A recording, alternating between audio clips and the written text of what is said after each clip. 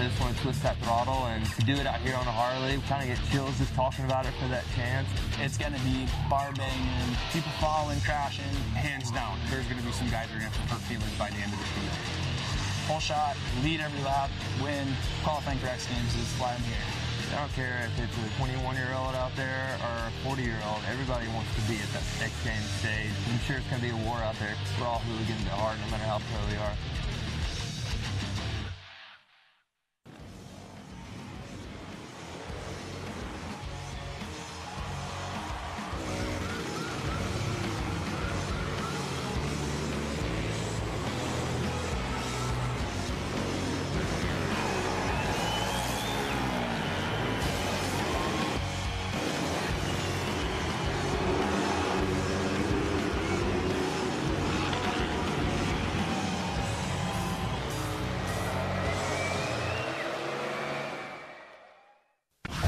It's a perfect day for racing here in the Idaho State Capitol as we come to you from downtown Boise.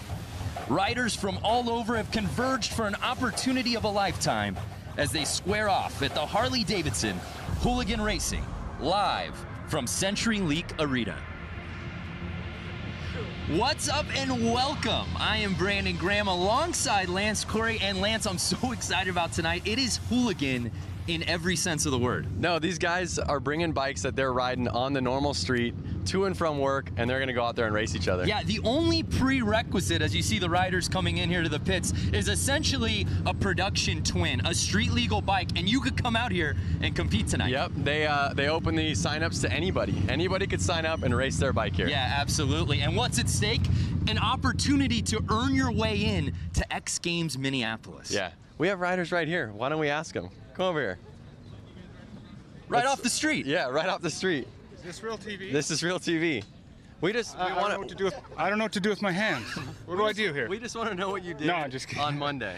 On Monday? Yeah, what did you do Monday? I worked. You worked? I worked yesterday. What's your job? What's your profession? I own a motorcycle shop in Ogden, Utah. All right, so motorcycles in your heart and your blood. Yes, yes. Harley-Davidsons. You cut me in half.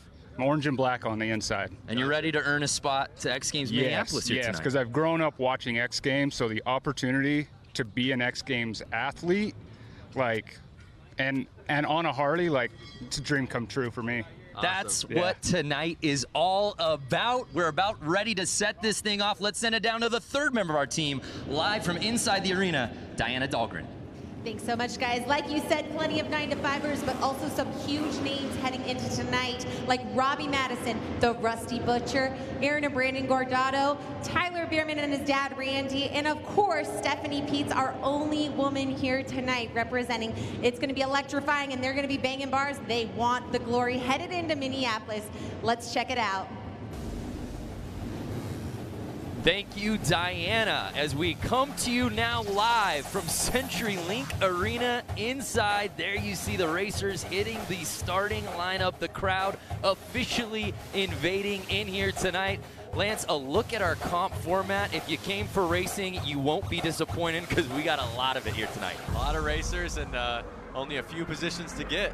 Yeah, we're kicking things off with 81 riders total, broken down into multiple heats, but here is round one, heat one. Some really interesting names on this list, including our top-ranked qualifier, Benny Carlson.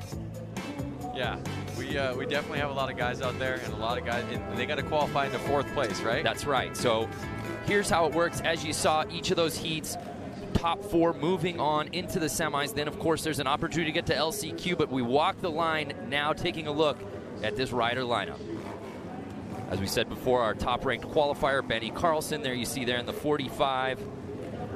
Notice a couple guys are wearing leathers, a couple guys are wearing motocross gear. I'm looking for somebody wearing jeans. Yeah. Is there jeans out there? I thought we had denim in every heat. I could be wrong. I'm not seeing it out here right now, but let's kick it off. You see in this lineup also Jimmy Hill, who's got a real moto part dropping August 15th riding out here tonight, and we go. And right out the gate, the 17 bike, Sam Fisher with the overall lead. So we're gonna have 10 laps out here. The laps right now are looking like 8 seconds, 9-second lap times. So Sam Fisher getting that whole shot, but will he hold on to it? I don't know. It's a quick race, but guys are banging bars. They got to get top 4. One guy's down already. 18 already down. We saw Benny Carlson in that 2 spot. He was, as we said, our top-ranked qualifier. Does he have enough to pass? The heat is on right now. I mean, this is either you're going home tonight or, you know, or you're going to X Games. An opportunity to ride at X Games Minneapolis on the line here tonight. So one of the craziest parts is these bikes are 1,200 cc, 600 pounds, and they're on a course that's barely the size of like a basketball. How about Benny Carlson's flare on the kit? I love that. Style points. Already lap 7. 3 laps to go.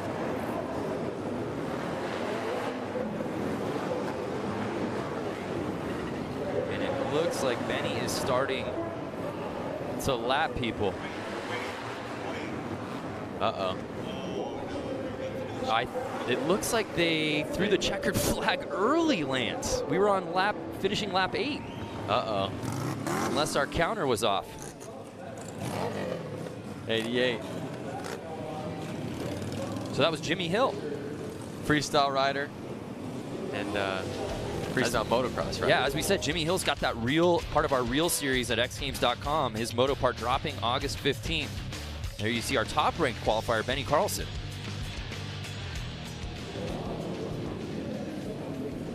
And just like that, the pace of this thing, we're already now on to heat number 2. Heat number 2. Who do we have in this one? Any familiar names? Drew Saunders from Wonder Lake, Illinois in the 00. We see the 34 bike, Jeremy DeRuyter out of West Bend, Wisconsin, 38 years old. And the 12 bike out of Salinas, California, AJ Kirkpatrick. Chris Boone, number 13, out of Goodlettsville, Tennessee. These guys are ready to go. They're wanting top 4 right now. Yeah, here is our starting list for heat number 2. So basically top 4, they're going to make it right into X Games. If they get 4th right here, they're making it to X Games. Exactly. So you're getting some pretty good excitement just right out of these first heats. Again, 81 riders out here today that will be cutting in half, that will be moving on to X Games Minneapolis. Oh, slow your roll there, Jeremy. And we're off. And it looked like Robert Bush, who got the whole shot, he's got the early lead here on lap 1. Keep an eye on 44, see if he can stay out front. Right now, Bush is in that lead. And it should be... Oh, and it looks like the 13 bike having a little bit of trouble there. Chris Boone.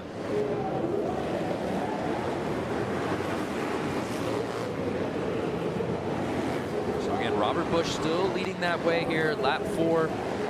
Again, during qualifying, the best riders were doing just over 8 seconds. I'm curious if the lap times are going to get a little bit faster as the night goes on. Is the track going to get hotter? Are the riders going to get more comfortable? Are they going to hang it out there a little bit more? It should be noted, the 57 bike there, you see Stephanie Peets, the only woman in this 81 rider field out of Mesa, Arizona. It would be rad to see her go through. Absolutely. I'm rooting for her. There you see Kirkpatrick.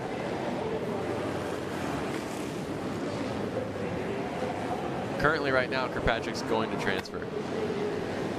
So keep your eye on that 12 bike. At this point, it looks like he will be that last one getting in. Uh-oh. Oh!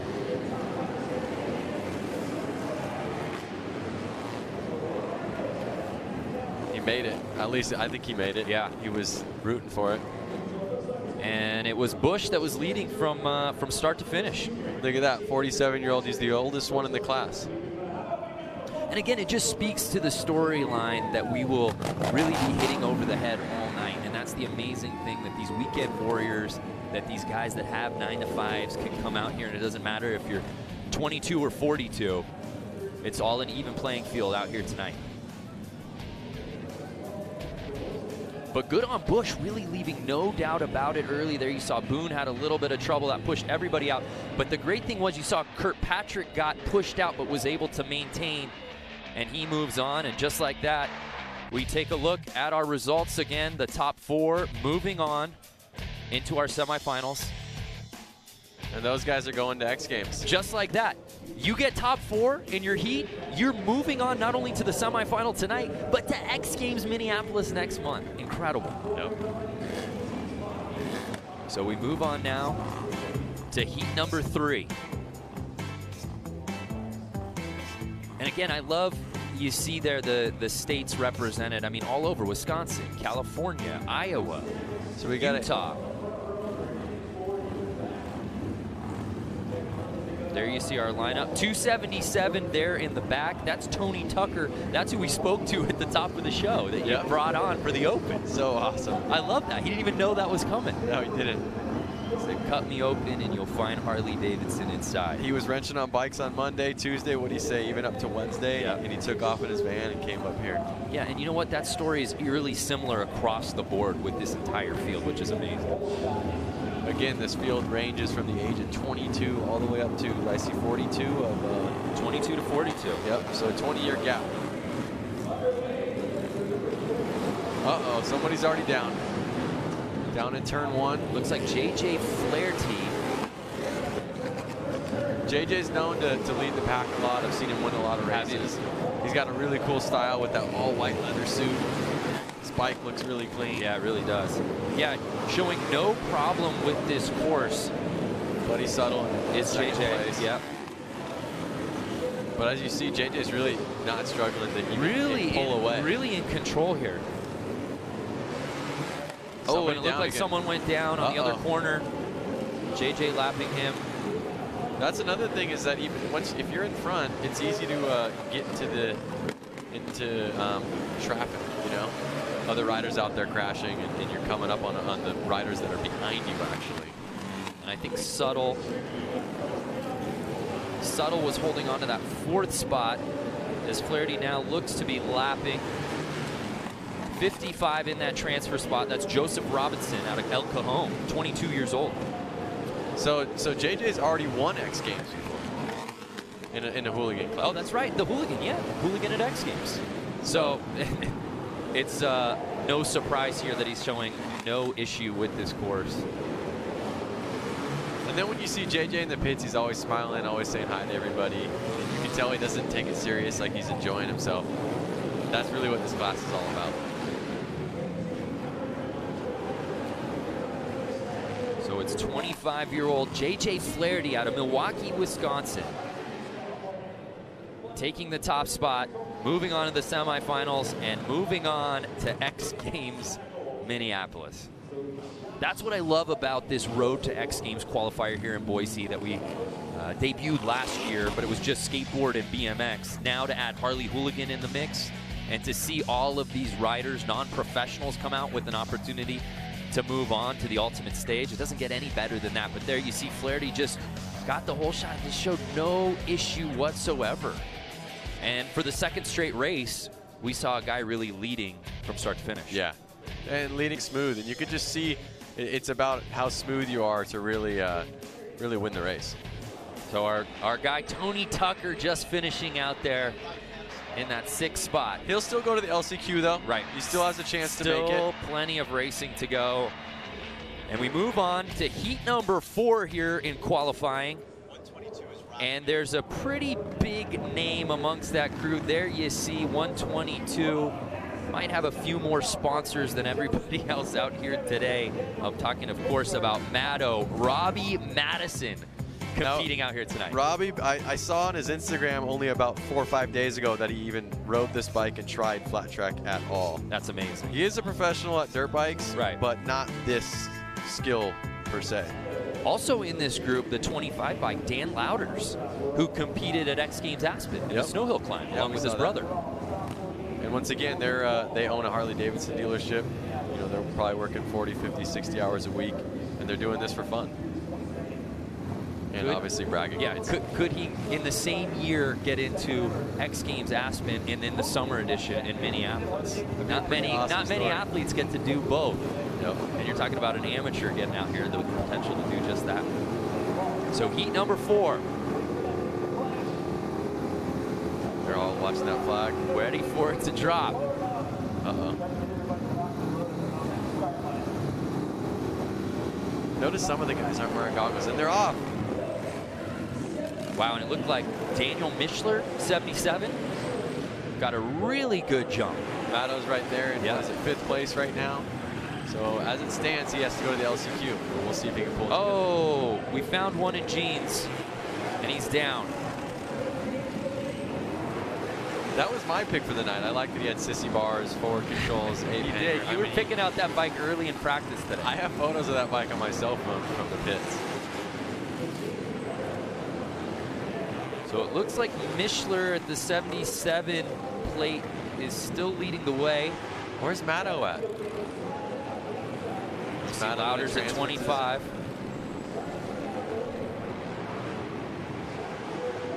Uh-oh, another guy down. Who do we have down right now?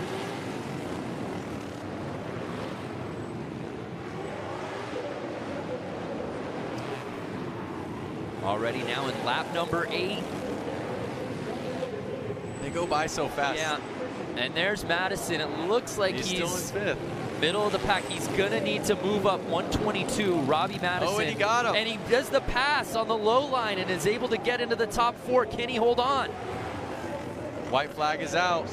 Uh-oh. There he is. Oh! Oh no! Guy high-sided on him. Uh-oh, another guy down. Riders are dropping like flies. On Looks the like he ended up. final lap. So did Matto get in? Was that top 4? Matto was in. He was either 2nd or 3rd. But again, Daniel Mischler got a terrific start right out of the gate and never looked back. I want to give a shout out though to Jack Martin getting out there with the ape hangers, the sissy bar, and his sponsors are Family Auto and more. And Robbie Madison holds on to that 4th spot. He will be moving on to the qualifiers along with Daniel Mischler, Dan Louders, and Dave Kilkenny. Dan's making it. Dan's going to be, he was Wow, from summer to winter. Hey, let's head down to Diana, who I believe is with Matto.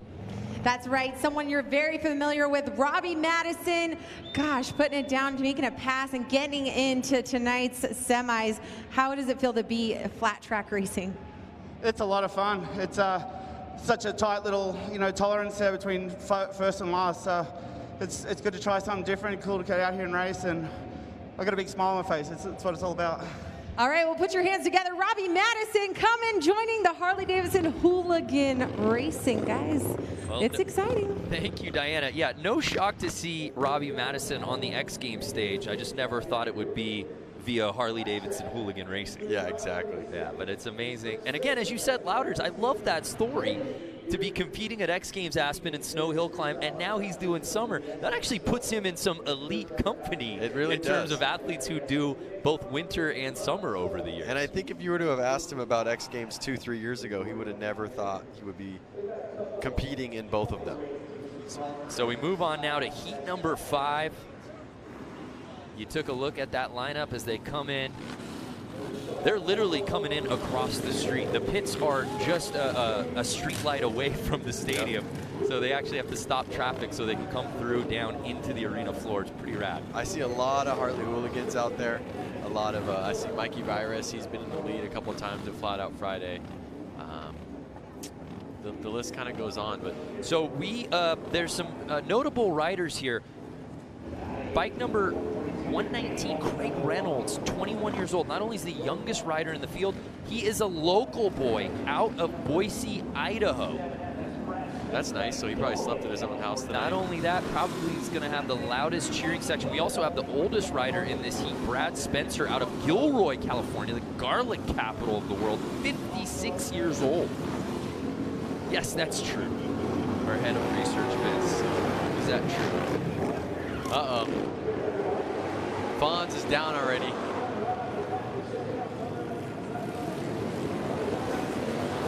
Lap number 2, riders are down. So Danny Holbus with the lead. Brandon Gonzalez. But Craig Reynolds in that 2nd spot, the Boise boy. Mikey Virus is fighting for 3rd place right now. And there's always the question too, Lance, of obviously you want to get into the semis. How important is it for, we see a pass there, to win qualifying, right? Because we see that certain guys like to be the top-ranked qualifier. It's not just enough to get into the top 4. It teaches you how to be out front and builds your confidence and proves to you that you can win. So it's a lot nicer going into your second race knowing that you can win it. So we saw 56-year-old Brad Spencer make a really nice pass earlier. And he's behind Brandon Gonzalez out of Buena Park, California. Brandon's another one that I personally know. He's actually a CNC welding machine salesman, and he travels the United States selling welding machines that are CNC welders. That's amazing. So this might have been a business trip for him that just coincided maybe with him racing here at Harley Hooligan. But that's how it is. These guys have normal jobs, and when they come home on the weekends or whatever it is, they're working on these bikes, they're having fun with them, and then they go out and race each other. Brad Spencer looking hurt. Yeah, 56-year-old Brad Spencer. There you see grabbing at his leg. And heat number 5 officially in the books. And just look at that start. Danny Holbus was able to grab. Bonds right down, barely even into turn 1. And look at that right there where Spencer makes that pass. That was textbook, Lance. Just hugging the inside corner. You could see the confidence in him. Absolutely. When he had his eyes on the prize, for sure.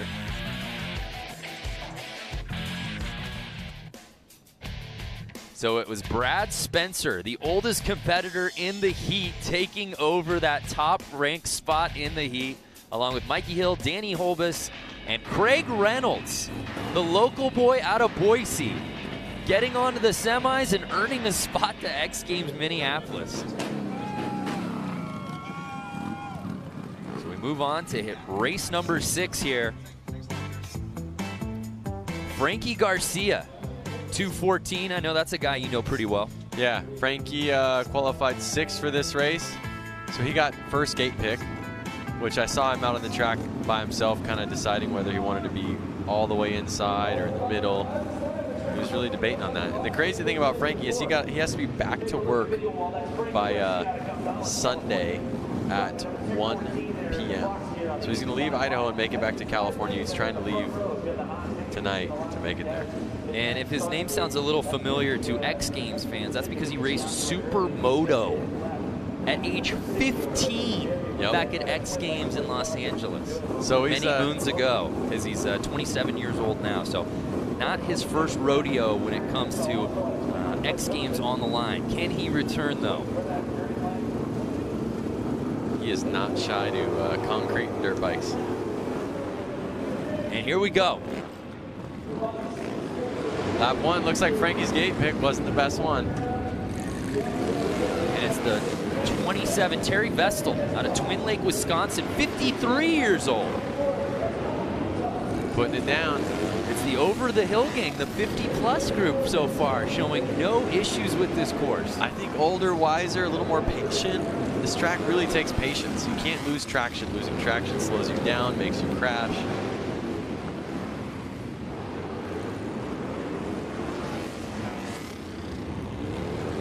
Again, if you're just joining us, 81 riders out here today. We'll split that number in half to move on to the semis. I saw a rider with jeans and a flannel. Already lap number 6.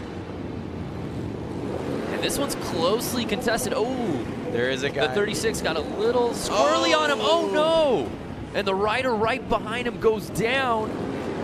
I think that was Sean Gardito. I think so. That was the only casualty, it looks like. No one else went down. His air filters flew off. Oh, and 24 goes down. Oh, and he's taking another guy out. TJ Tucker trying to make the pass. And he was in that 4th, he was in the transfer spot. Oh, no, Lance. See how fast things can change when you're racing? Especially out there on that small track. What a finish. He'll make it to the LCQ and then hopefully pull through. That's as good of a race as we've seen so far tonight. Dramatics saved for the end. Poor TJ Tucker. His road just got a lot tougher to make it into the semis as we take another look. It was Terry Vestal earlier, and then we see Tucker. If they touch tires, it just pushes you down. You can see it was a yard sale right there. Air filter everywhere. But again, Vestal left no doubt about it. Got the whole shot and never had anyone in front of him.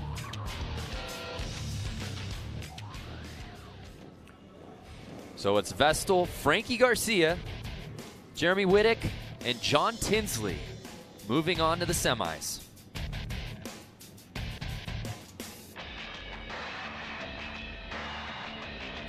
This one we have Rusty Butcher out there. He's definitely, he's won a lot of these hooligan races.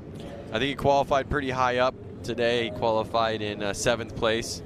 Now, if you don't see Rusty Butcher's name up there, for legally speaking, that would be Mark Atkins, number 22. Also in this group here, heat number 7, Tyler Bierman, a guy who's no stranger to the X Games stage. And also riding with Tyler, the number 5 plate right there, Randy Bierman, his father. So one of the cool things to think about is number 3X, Scott Jones. He's actually works for SpaceX and builds the rockets that are going up to Mars. And Randy was having his way. He actually qualified above Tyler for placement tonight. It's about being wise and patient out there. So 22, Rusty Butcher. The Biermans, number 5 and 653, back to back. But Mark Atkins is completely ahead of the pack. Yeah, and there you see Randy Bierman holding on to that 2nd spot. Now, do you think the Biermans would play tough on each other? Ooh, someone looks down and he... That's Chris Wiggins of 09. Down and stuck under the bike. Those bikes are 600 pounds and they're not easy to get up off of you. And Bierman in that 653 bike. Does he want to get to semis? Absolutely. Does he want to qualify for X Games Minneapolis? Definitely. Does he want to beat his dad? Absolutely. But the dad wants to beat the son. Right. And dads always have dad strength. Dad strength. You know, Randy Bierman may not have lifted a weight in the last decade. I'm not trying to guess here, but you got old man strength when you become a dad. It's all in the mind. So we begin now lap 8. And again, oh no! That was Randy. Randy Bierman. No, was it? Yes, the 5 bike. Are they both down? And he brought down Jeff Hogan in the 21 plate. Oh, man. What was going on there?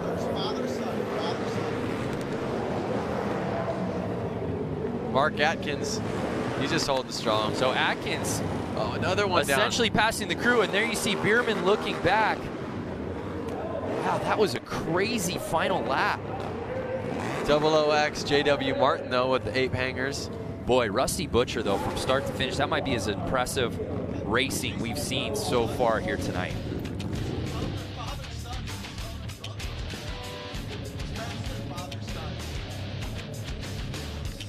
There you see a look at Tyler Bierman, who just avoids the carnage. Was it enough, though, to get him into the top 4? It was. Atkins, top-ranked qualifier. Tyler Bierman, 2nd. Scott Jones, Juan Arceo. And with that, Tyler beats Dad Randy out here at heat number 7. So we have Scott Jones and Juan. They're both... Well, let's head down to Diana, who's with the Biermans. Hey guys, so we are here with father and son, Tyler Bierman, Randy Bierman. Give a big round of applause. Tyler, I was talking to you earlier in the pits, and you were telling me how your dad was kicking your ass earlier, and now here he is. He went for the fall, but hey, what a great race between you two. Yeah, the thing is, we got to get top 4, and you just got to stay on 2 wheels out there, and Rubin's racing, and you know, you get to lap traffic quick, and it's inevitable. It happens. It got me in practice 3 times, and unfortunately it got him when he was in 2nd. We would have both made it to the main and X Games, but I know he's a badass, and he'll be back out there in the LCQ and put her in the show. That's right. You're getting a second chance. You went down, unfortunately, almost made it into the semis later on, but you're going to the LCQ, which is important. Yeah, I'm thankful I got one more chance. I thought I had it. I was just trying to be smooth, and I got a little anxious there. I should have calmed down a little bit. Hey, you were super fast out there, but you get a second chance. I know, I'm bummed, man. I just want to go to the X Games. I'm going to be like 58 years old. I gotta get in there. Well, Randy Bierman, we're going to see if he can take it home in the LCQ and head off to Minneapolis X Games. And thanks, Bierman. Biermans, both the Biermans. Back to you guys. I love it. Tyler giving Dad Randy a pep talk. You'll get in there, Dad. But the thing is, Randy was racing so well. Randy was ahead of Tyler. He was in that second spot. He was.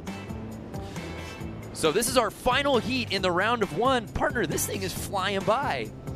Some really interesting names. One to keep your eyes on, 44X Dan Jacobson. Dan actually helped build the scaffolding for US Bank Stadium, which is where we host X Games Minneapolis. What an extraordinary story that would be if he could end up racing there at X Games Minneapolis in the stadium he helped essentially build. That's definitely some bragging rights to his coworkers when he goes back to town. Like, hey, I raced in the stadium we just built, for sure.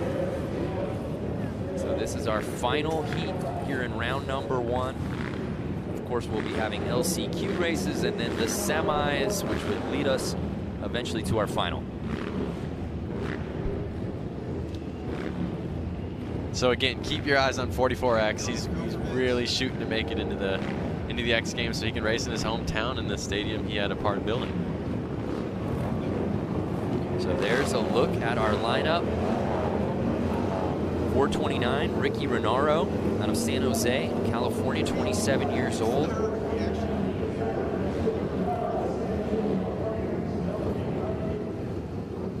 The whole shot has been very good so far tonight. I think 6 of 7 heats so far. The leader of the pack, Off the Line, has won their heat outright. So there you see 429, Ricky Renaro. We'll see if he can keep it. We'll see if he can hold it.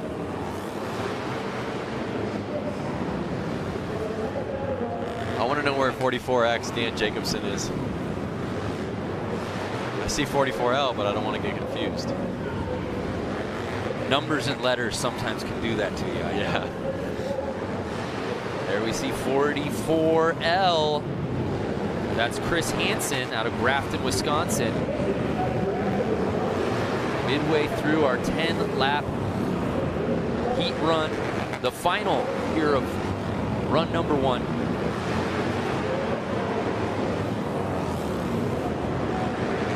So is he going to pull it? 7 laps in, it looks like he's held the lead. And who's down? Someone just went down. We'll wait to see a number on that. And right now you see that 829, Brendan Foley trying to hold off. Is that Chad Tyson, 87? 37. Another bike Todd down. Canavan.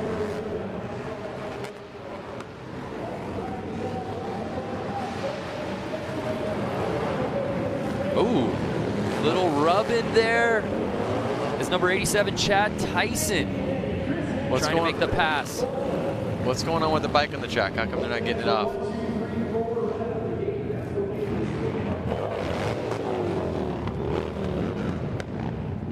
Notice some of the guys have dirt bike helmets, some of the guys have street bike helmets. Yeah, it's really a hodgepodge of kits out here tonight for sure. We take another look, little squirrely there for that number 37, Todd Canavan. And there was good battles going on between Brendan Foley and the rest of the field, but it was Ricky Renaro who really got a great jump, and he qualifies first out of this heat. So it's Renaro, Nick Leonetti, Chris Hansen, and Brendan Foley moving on to the semis. Unfortunately, Dan Jacobson's going to go to the LCQ to bring it home for his hometown. Yeah, we'll see if he can get local and get back to Minneapolis. But run one officially in the books. We now are going to be moving on to the LCQ here at CenturyLink Arena. And again, if you're just joining us, it's Harley-Davidson Hooligan Racing. And to hear more about everything we've got going on here, let's send it back down to Diana. You guys, we're down here celebrating Harley-Davidson Hooligan Racing and X Games coming together. You guys are going to want to not miss these awesome stickers that have came out. You can head over to h-d.com/X Games. Get your commemorative sticker while you can, because supplies will not last and they do not cost anything. Head on over to the website. Thank you, Diana. I saw you grabbed a few stickers. I'm already logged in right now. I'm getting more. I saw you completely covered your Trapper Keeper where you keep all your notes. That's actually your Trapper Keeper. That is my Trapper Keeper. Why are you putting stickers on my things? So as we see right now, they're getting the course ready for that next round of racing. Anything shock you out of those 8 heats we saw there? Look at that bike with the chain stuck up there. That's why it was stuck on the track. Well, as we talked about before, Danny Jacobson, who did not make it in the semi, he'll be jumping into the LCQ. But long before Danny knew that the Summer X Games would be held in the U.S. Bank Stadium in Minneapolis, his job was, as we said before, helping to build it. Now his goal is to race there, and that's number 1 on his agenda tonight here in Boise. I didn't move out to Minnesota until I was 18, but I started setting scaffold. I got hired with a company that had a big contract with the U.S. Bank Stadium. So I went in there when it was still gravel and there was no roof on the place. And I mean, if it rained outside, you were getting rained on inside. You know, having the opportunity to be, you know, one of the people that helped build it and be part of the attraction that draws people to that place is something else. I mean, you know, for me, I build scaffold, so after 160 feet or something, it's not about how fast you're gonna hit the ground anymore, it's just how long it's gonna take you to get there. And you're looking down and you're like, whoa, you know, and then you realize you're there for a job, you know, and that's how I'm looking at this whole situation. My job is to be the fastest qualifier I can possibly be with the equipment that I have a front row start, whole shot, lead every lap, win. Qualifying for X Games is why I'm here.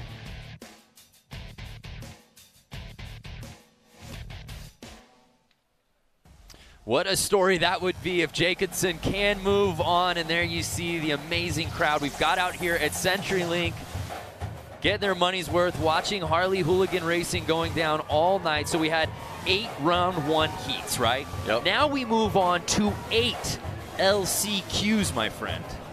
Well, there's a couple guys out there that are definitely, I think, should have made it through, had a crash or so, like the Randy Bierman. He's going to get an opportunity to make it to X Games again. The road to X Games here live from Boise, Idaho. And the format for this LCQ, we've got 8 of them, with the top 2 from each one moving on to the semis. The bottom of the field will officially be eliminated. This is give it all. I mean, right here, if you don't get second place. Yeah, as we said before, we started out with 81 racers. We're knocking it down to the top 48 that qualify for X Games Minneapolis. We've been saying it all night. You make it to the semis, you make it to X Games Minneapolis 2018. And like I said, if you're not top 2 in these races right here, you're going to go back to your rig and you're going to pack up and you're going home. Yeah, but still the opportunity to come out here. What a platform for them all. LCQ heat number 1. Sam Fisher, Merle Barnett, Jimmy Hill. That's a guy we absolutely expect in the semis. Yep. So some really notable names there. We move on to LCQ heat number 2. Stephanie Peets, the lone woman in the field out here tonight, trying to move on to the semis. All the way from Arizona. And heat number 3, there's our guy, Tony Tucker, out of Ogden, Utah, who just came out a day ago. Yep.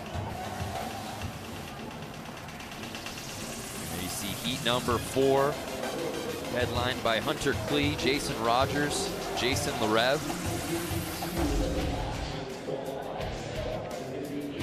Heat number 5, Brandon Gonzalez, Patrick Evans, Richard Hicks. Heat number 6, TJ Tucker, a guy who was racing well but went down. Sean's in that one. He probably had to work on his bike to get back out there. And there you see heat number 7. All eyes will be on Dad. We're just calling him Pops out here tonight. Randy Bierman, who was holding that 2 spot and unfortunately went down. He's going to have to try to qualify the hard way. And there's our LCQ final heat number 8. So we got our LCQs coming up, but how'd we get there? If you're just joining us, highlights from round number 1.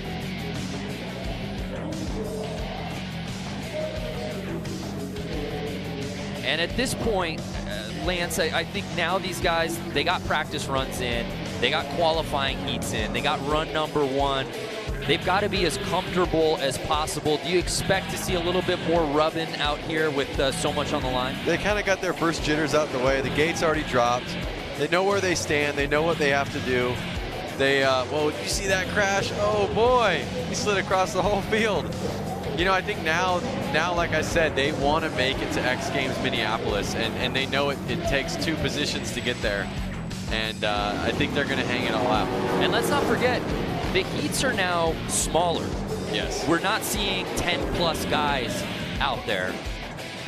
So the potential for carnage a little bit less, but again, what's at stake? An opportunity to get in the semis, to get into X Games Minneapolis. You know they're going to go for it. Less riders on the track also means that there's an opportunity to go a little faster. Right. Less people in your way.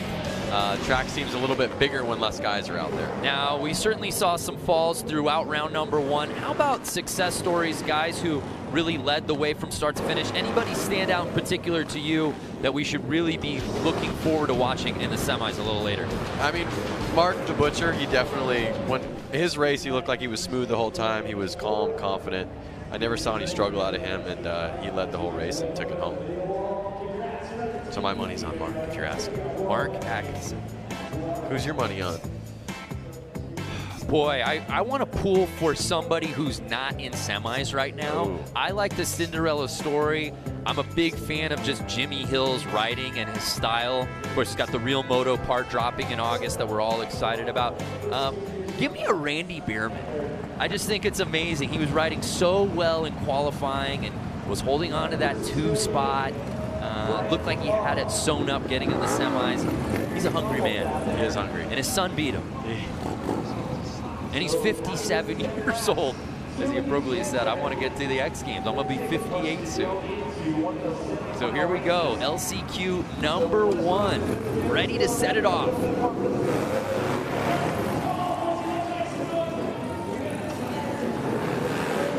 It's number 74, Josh Sanger, getting the early lead.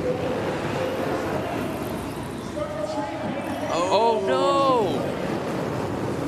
Couple tumbles. That was Barry Nobles going down on lap number 2. We had Sanger leading the way here in this 7-man heat. And again, top 2 will be moving on to the semis. Oh! We see a slide out there. He's trying to get back up. That's the Towers 97. Oh, that was Louis Lauders.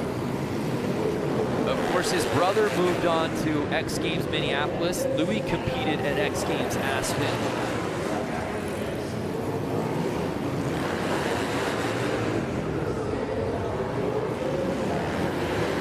Louis had just missed the podium in Aspen.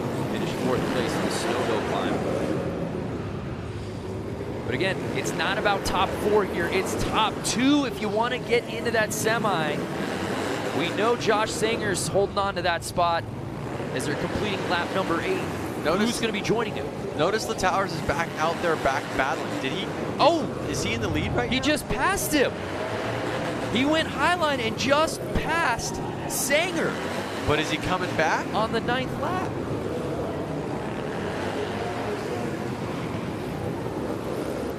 Wow. I have to see the results.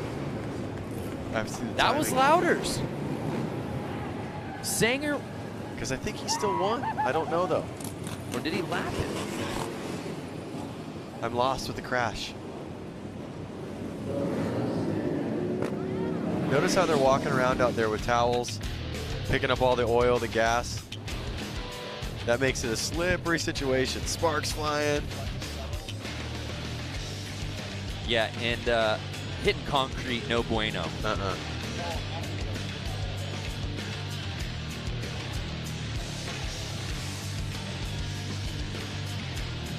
All right, I'm looking forward to seeing the official results.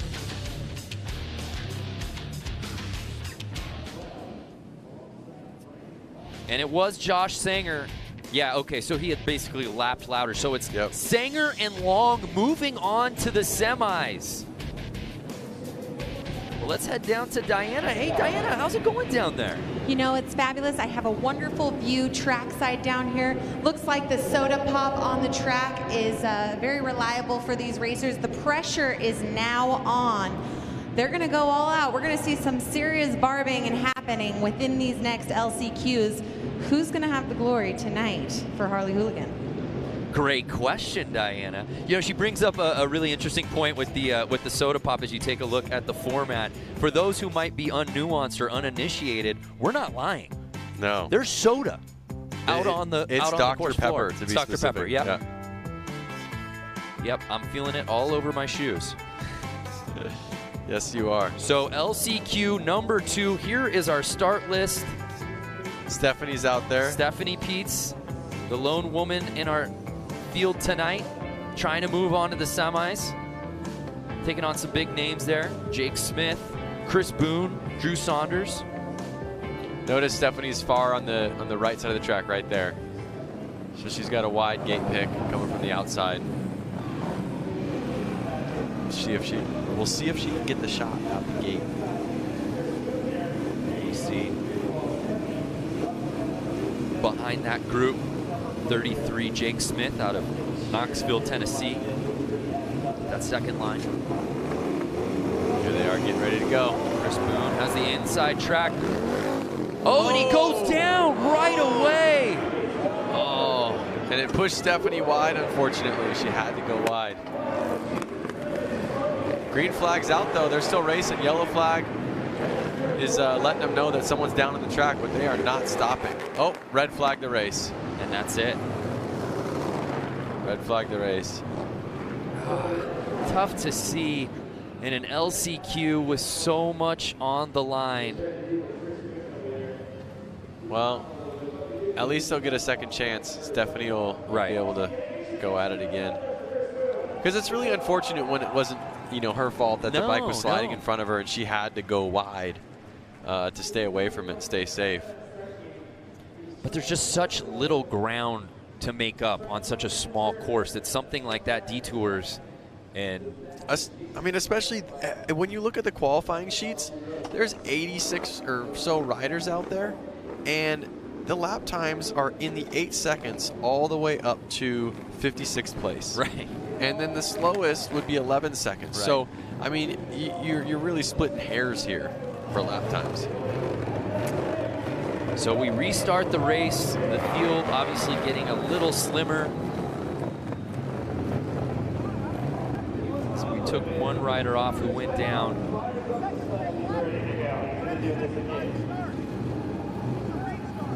Again, Jake Smith holding on to that inside spot. It was 9-11 Jason Clements who got the hole shot. But we reset things up here. Always a bummer when you were the one that got the hole shot, though. Right. And they're going for a restart. You should give them a bike length, like a little, you know, cheater start. Is there someone you can talk to about that? I think it's a little late right now. Moving forward. Is it? A partial stagger to start. Oh no! And bike issues right out the gate. They're going to keep it going. And again, Jason Clements with the terrific start. And now it's a race for second early. It looks like Chris Boone with the pass. Oh no, getting a little squirrely. Jake Smith and Chris Boone battling it out for that second spot. I mean, and right now it's Boone.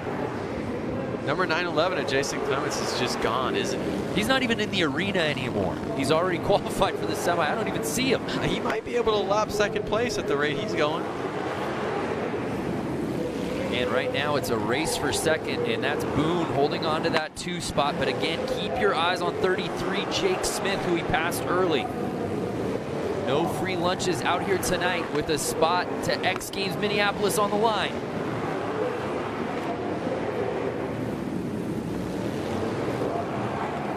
Now, one thing to think about is the track's getting warmer and warmer as they race, which makes it stickier and stickier. So the traction is changing from race to race, and if you were earlier or later now. So it's kind of new every lap almost. Final lap. Is Smith going to be able to grab Boone for that second spot?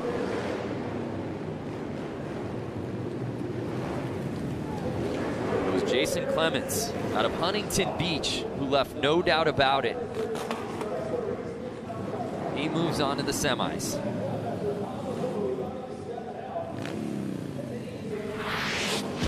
I'd love to see the lap time on that, because Clements was absolutely flying. And there you see where Boone makes the pass.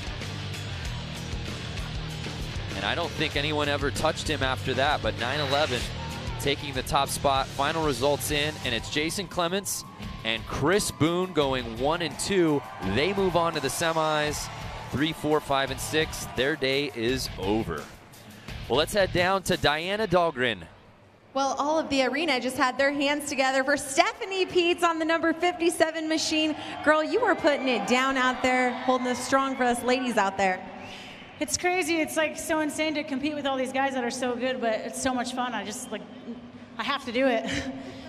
It's crazy. All right, so talk about your LCQ, talk about the heat. Let us know what's happening out there. So I'm just trying to stay out of the way of any craziness. Honestly, I just don't want to die. As long as I keep it shiny side up, I'm good, happy. All right, we'll give a big, huge round of applause. Stephanie Peets keeping it on 2 wheels here, Harley Hooligan. So Pete's unfortunately not moving on to the semis, but still a good showing. And it's just a tough one, too, to come back from, Lance, especially after the restart. I know that's got to take something out of the riders. Oh, it does, for sure. I mean, they had to do extra laps. They did 2 extra laps, and they should have. And your energy level, you were excited, or you were, it is tough.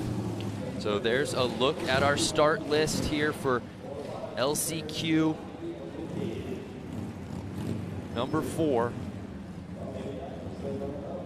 And Tony Tucker, our guy who we spoke to off the top, man off the streets. You pulled him in for the show open. He was just out there working on his bike, trying to mind his own business.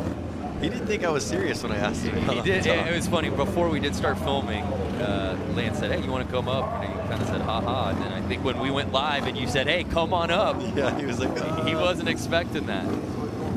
He didn't know what to do with his hands. No, he didn't. But he's out there now, and I think he knows what to do right now. Yeah, he's in that 277. Black and blue, baby. Oh, Tony. Oh. Tony, my man. Up the gate with his hands. Just wait a second. You know what? I'm just going to practice lap. Y'all look at this one. The victory lap, baby. That's how you do it, right? Yeah. Jump the gun a little bit, but just own it. Oh, he jumped it, so he's got to start a gate behind.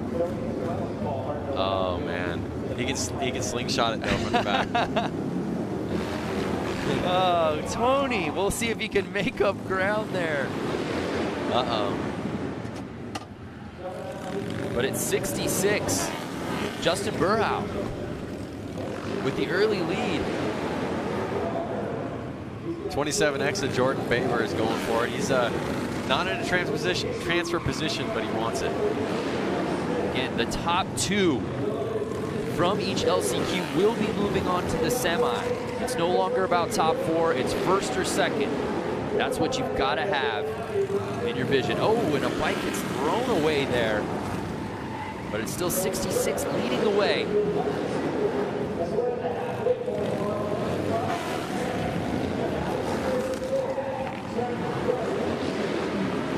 Jordan Baber.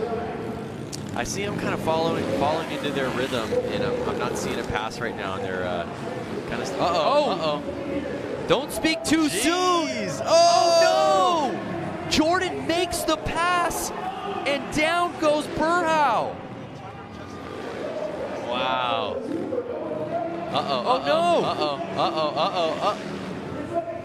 The 27 of Jordan Barber is in the lead now. How fast it can change. We were wondering if he had enough to catch up to Burhow. He makes the pass, and then Burhow goes down. And just like that, Jordan Baber takes the win here in the LCQ. And our guy, Tony Tucker. And was that Tony Tucker, the second spot? Yep. From wrenching on bikes all week to qualifying for X Games Minneapolis. Hey, when Lance Corey calls you to come on TV, you know you're going to have a good night. Dreams are made here in Boise. And you talk about what happened right out the gate with the early false start. Just like that.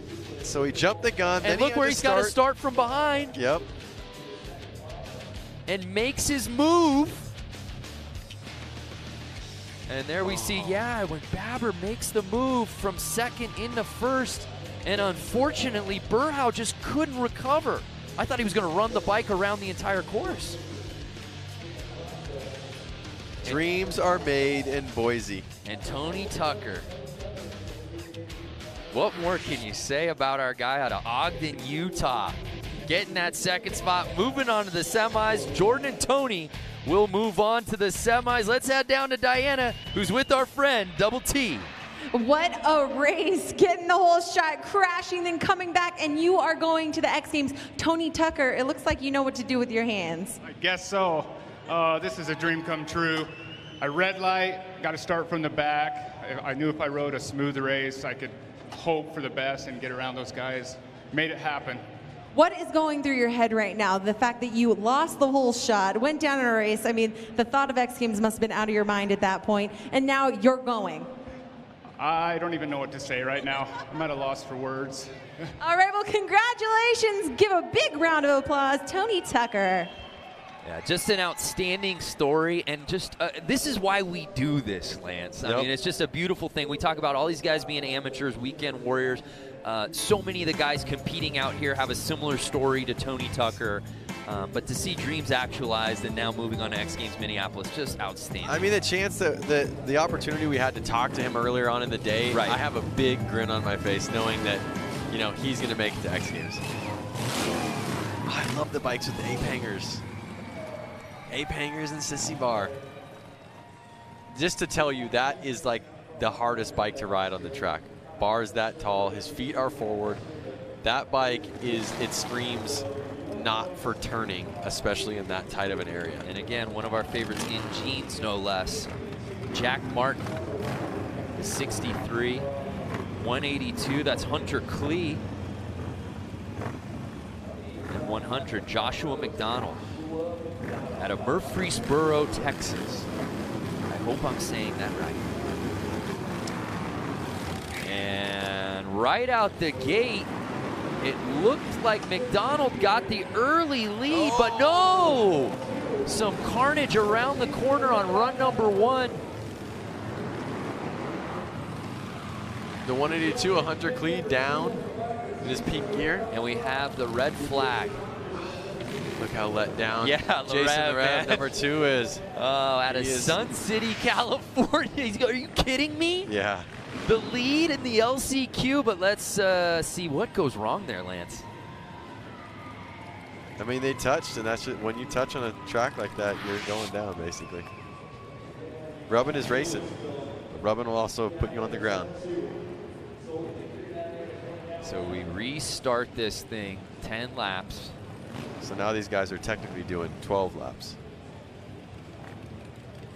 So at this point, they're cleaning up right now because there's gas or oil or some sort of fluid on the track. Something's on the course. Makes it like ice.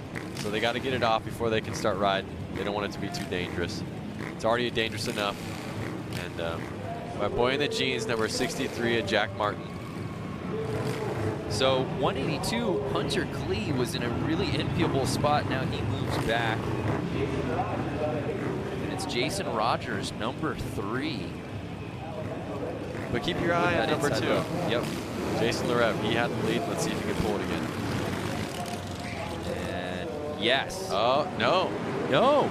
P2 right now. Number 3, Jason Rogers in the lead. So Jason Rogers has the early lead, but there you see again, Larev starting to make his move. He's holding on to that 2 spot. Jason Rogers slided in. Uh-oh. Can Rogers hold on to it? If I didn't know any better, I would say he's wearing sunglasses. I think he is wearing sunglasses. Uh-oh. Oh, a little bit of an issue there. Now Jason Larev and Jason Rogers, number 2 and 3, are in positions 1 and 2 out there. They're both in qualifying positions. Do you think that they're going to play it safe, or are they going to battle it out for first? Yeah, I think Larev's got to feel pretty good right now. Or excuse me, Rogers. Yeah, I think you're right. It doesn't look like Larev is really pushing on Rogers at this point, unless he's trying to pick his spot final lap time. But as we complete 8, it's still Rogers leading the way. White flag's out, 1 lap to go. Uh-oh, they're pretty close now. Can he do it? Can he do it? So Jason Rogers leading the way, but can Larev catch him? Right now, the top 2, they'll be moving on to the semis. And that's how they'll finish. 3 and 2 finish 1 and 2. Jason Rogers takes the top spot, and Larev right behind him, holding on to that second. A clean race from the get-go. Well, I guess from the second get-go.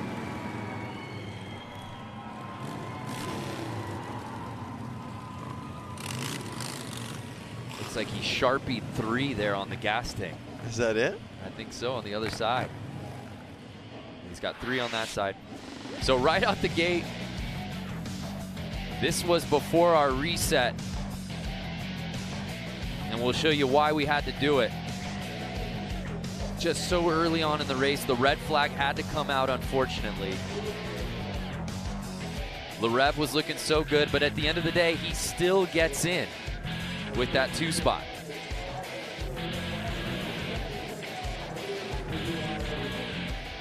There they are, stoked for each other. Both making it to X Games Minneapolis. A spot in the semis and a spot in X Games Minneapolis for those 2. So there you see Jason Rogers and Jason Larev, 1 and 2, and they move on to the semis.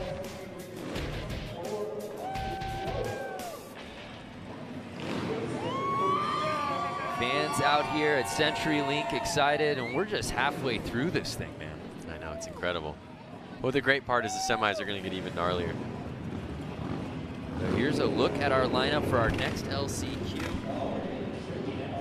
Richard Hicks in that 07 jeans, another jeans guy. What would you wear if you were out there? Yeah, probably what I'm wearing right now. Skinny jeans? They're regular jeans. Those are not regular. I can't help the way they fit me, Lance. So here's a look at our lineup. Jason Schreffler in that 11X. And again, 67 with that inside position. Jordan Hooped out of Random Lake, Wisconsin. Just some random lake. That's the name of this town. And they're off. And it's, yeah. Jordan getting that early lead.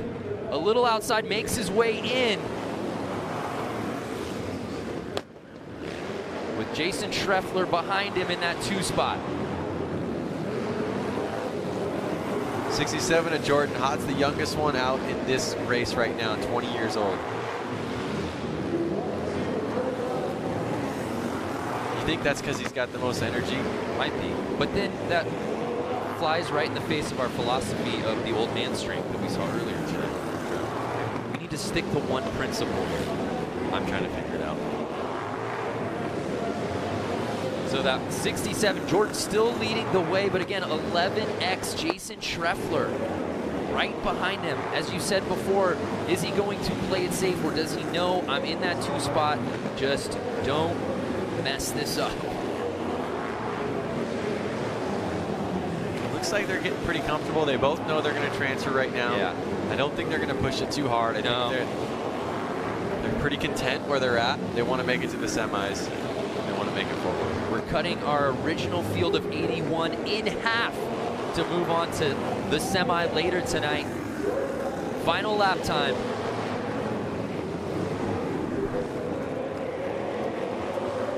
And there you have it.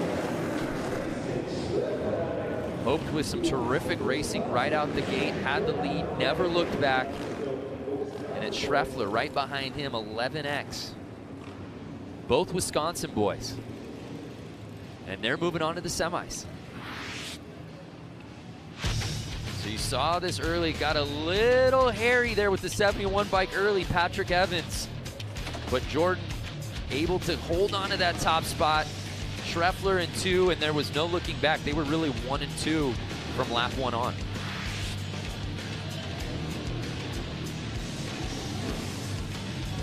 So those two move on to our semifinal, move on, of course, to X Games Minneapolis, and unfortunately 3 through 6, their days officially in the books.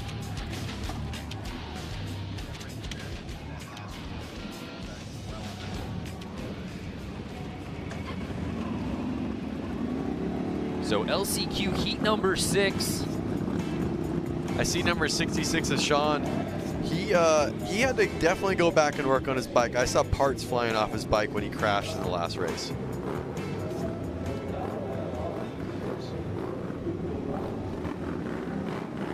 Here you see 99, Luke Lebrat. The 24, TJ Tucker.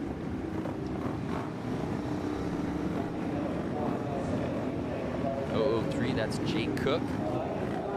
Jay Henley, 22X. Bike 19, Alex Brooks out of Sheboygan, Wisconsin. 37 years old. He's the oldest competitor here in this heat tonight. Just a 6-man field. So they're starting off of a light. When that goes green, that's when they go. Interesting. Thanks for that.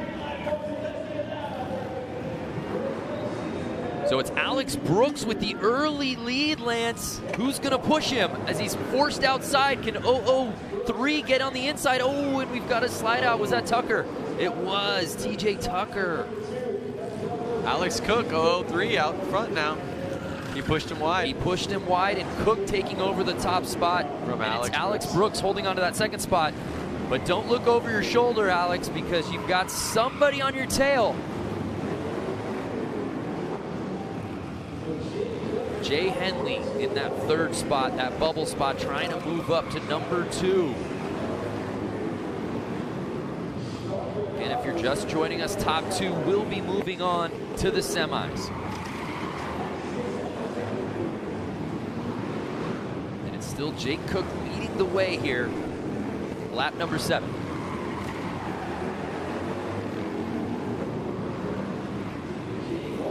Now if you notice, Jake Cook, number 003, his sponsors are Rusty Butcher. Right. So Mark Atkins supported him in some way to get here. Yeah. He's got a couple of riders. Yep. And that's really cool about these guys is that they give back and help other people get here and race. Yeah, because as we said, a lot of 9-to-5ers out here, but there are a handful of guys with some legitimate sponsors and certainly some big-named pros from other disciplines. And just like that, the race officially in the books. And it's Jake Cook, 29 years old, out of La Habra, California, taking the top spot.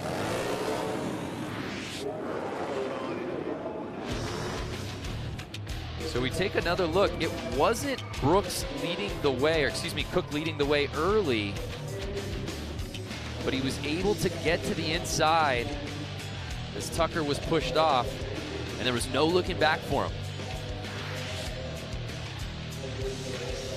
So Jake Cook and Alex Brooks moving on to the semis.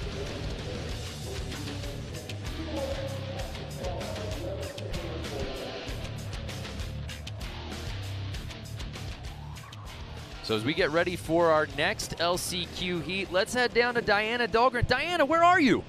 I'm down here, and we're about to go racing again for another LCQ, but I'm standing here next to Aaron Gordado, one of the Gordado brothers, Suicide Machine Co. What's the strategy going into your LCQ here? I think going into the LCQ, you got to be safe, ride smart. You got to be quick, but if there's traffic, if there's an accident, if something happens, that you got to account for it. And yeah, there's a lot of pressure getting the top 2 spots now. And just going for it, sticking to your line, but still riding aggressive and trying to keep the rubber side down. You were just watching your brother in the race before, and unfortunately he did not make it into tonight's races. What was the thought behind watching him? I saw him going. He took another pass. He made it into third, and I'm hoping just go, go, go, or he got another advance because there were people going down. It's hard to say. It really is. The guy in the front could go down. He could take out 2 people, 3 people. It's a really hard challenge, and you get an advantage to be up front, but at the same time, you're fast and it's unsure. You got to make it work. All right, well, good luck to you. Gordado going for it right now in the LCQ. So we'll see if Aaron can get into the semis. Brother Sean unable to do so as we take a look at this lineup that also features Randy Bierman. Father, of course, of Tyler Bierman. Randy Bierman was in the 2 spot. He had a spot locked up for the semis for X Games Minneapolis, Lance, and all for naught as he went down right at the end of this race, or of his Heat 1 race, I should say. And it kind of goes back to what the Gardito brother just said, is that at any moment somebody can crash and it can go from first to last place. Right. And that person can also take down the top 3 with him. So there's Bierman, number 5. He's been running this course so well. And everybody's been talking about how well he's been racing. And, you talk in the pits, and even Tyler said, hey, man, he's beating me. He's better on this course than I am. And as Randy said to Diana, hey, I'm turning 58 years old. I just want to get to the X Games. Well, here's his chance. All he's got to do is get top 2. Fast house since 68. There we see Kylie E. 03. Of course, Aaron Gordado. And Chris Wiggins out of Sierra Madre, California, 35 years old.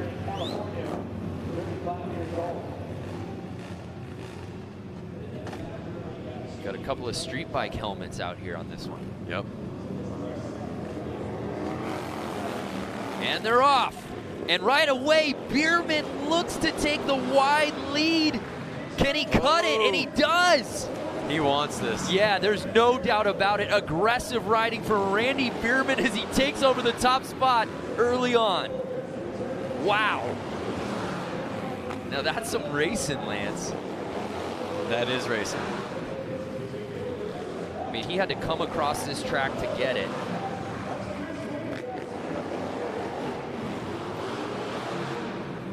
And right now, it's a battle for second.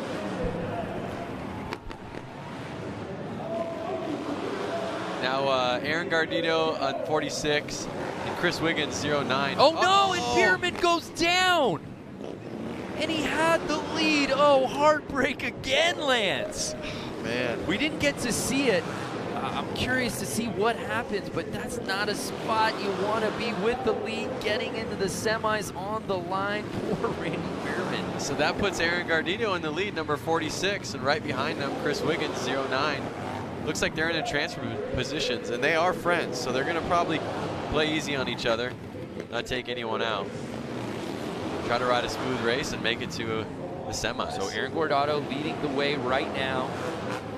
Chris Wiggins out of Sierra Madre in that 2 spot. Will anyone catch Wiggins? Ooh, Wiggins right on the inside. He got it. He got it. Last corner. Wow. And you saw Aaron Gardito of 46. He shook his head like, dang it. A win's a win. Bragging but look, I want to just show you, Bierman, how he comes basically from the wide position and aggressively comes over to take that top spot. We said he's not messing around. Oh, and it just slides out from under him. Kind of goes back to the same thing he said about himself in the last race. He was in the lead. He knew it, and he should have ridden a little bit mellower. He said that in the last interview. Just so tough to see because the mentality was there. Chris Wiggins, as you said, inching with that win the last second, but Gordado moving on. That's bragging rights right there. Yeah, Gordado must have been good luck charm talking to our own Diana Dahlgren right before the race. Let's just keep doing it. Diana, I know you're down there with Randy Bierman. Tyler joining us. What you got? Yeah, that's right. Standing here alongside Randy Bierman. Man, what happened? Had the lead. You had it on lock and then went down in the corner. I don't know what happened. I kind of came up on some slower riders and just kind of lost my concentration, and thing just got away from me. I am totally gutted right now. Oh, I know. I can't even imagine what you're thinking. Tyler, you were watching your pops down there racing. What was it like? I was up there and I was filming the whole thing, and we were all saying, you know, he's got it. He's just got to ride it in, and you know, it'll reach up and grab you that quick. And I literally jumped out of my seat, and you know, my heart broke right there with him. But it's all good. He was riding good, and you know, it's part of the sport. So. Are we going to see you back here next year for Harley Hooligan Racing? Well, absolutely. If Roland Sands will let me ride his motorcycle some more, I would love to come back and redeem myself. All right, well, the people of Boise have enjoyed watching the Bierman father-son duo. Big round of applause for these guys here tonight. Guys, back to you. Thank you, Diana. Yeah, he's gutted. Well, I'm gutted here in the booth. I'm just trying to figure out, is there a wild card spot we can give him for Minneapolis? You want to talk about somebody who's been uber impressive all night long and has nothing to show for it, won't be qualifying on to the Semi or X Games Minneapolis. That's just heartbreaking, man. It is. So it's time for our final LCQ of the night. Again, the top two from this one will be joining everybody else who moved on to that semi. And we've got a good group here. Headlined by Dan Jacobson, the guy we were talking about who had a hand in building the scaffolding over at US Bank Stadium, the home of X Games Minneapolis. What a story that would be. I mean, he's going to be home no matter what anyways. He's got to get back to work. Yeah. Might as well be racing at X Games while he's there. That's for sure. 44X, Dan Jacobson, that's the guy to keep your eyes on. Great paint job on that bike, by the way. The Evil bike. So it all comes down to this, our final LCQ of the night. The top two here will be moving on to the semis. 4 of them out there. And it's Jacobson who takes the early lead. 87 right behind him, Chad Tyson. Right now, Tyson holding on to that 2-hole, but it's Jacobson dashing around the corners. But 37 to Todd, he wants it. Oh, he's just stood his bike up a little bit in the corner. You think they're going to ride it out like this? Well, the way Tyson's riding right now, he might try to make a pass here. I'm not sure if that'd be the smart thing to do. Yeah, and there you see now Jacobson trying to hug the corner, not giving anything to Chad Tyson at the moment.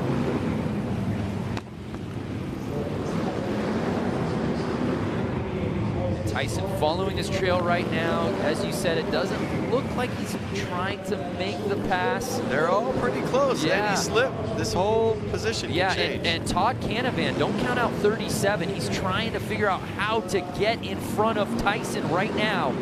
He's got 2 laps to go. Here he goes. Can he beat him on the inside? No. At this point, I'd almost run somebody wide. Tyson holding court on that second spot. Can he hold on? It's Jacobson in the lead. This is tight racing the whole race. Can 37 catch Tyson? He won't do it. And what a finish to our LCQ here tonight at Harley Hooligan. Dan Jacobson moving on to the semis, and he will be competing at US Bank Stadium for X Games Minneapolis. What a story. Incredible. He said he wanted to do it, and he did it. Well, this just got me really hyped for the semis, watching the racing here, the last few LCQ heats. It's Dan Jacobson and Chad Tyson moving on to the semis. Let's head down to Diana, who's with Dan. Here with Dan Jacobson, congratulations taking the win in that LCQ, securing your spot for the semi. Congratulations, because we ran a feature on you. You built a part of the US Bank Stadium. You had to be able to race in Minneapolis, and now you're going to do that. I'm the homeboy, you know, got to make it to Minneapolis for the X Games. I mean, I live 45 minutes away from where the X Games are going to be held this year, so driving 20 hours to here to make this race, I was so worried. You know, we've been struggling with the bike all day, but finally got something figured out. I don't know if it was magic or what, but just able to put down some consistent laps and just tuck it right on the bottom. If they're going to do something, they're going to have to go the long way. Talk about that perspective of building the U.S. Bank, being a part of that team, and then being an athlete now at X Games. Yeah, it's something else. I mean, just being able to be a part of that whole experience of being there when the stadium's built. It was like $1.2 billion or something, and it was a really big effort by a lot of people, and it's going to be surreal to be an athlete on the floor. The last time I was on the floor of that place, I was wearing a hard hat, so it'll be really cool to put my helmet on. All right, well, good luck to Dan Jacobson in racing later tonight. Guys, what a story down here. Congratulations. Love that. From the hard hat to the helmet. Dan Jacobson moving on to X Games Minneapolis. Don't go anywhere. It's semis time here from CenturyLink when we return.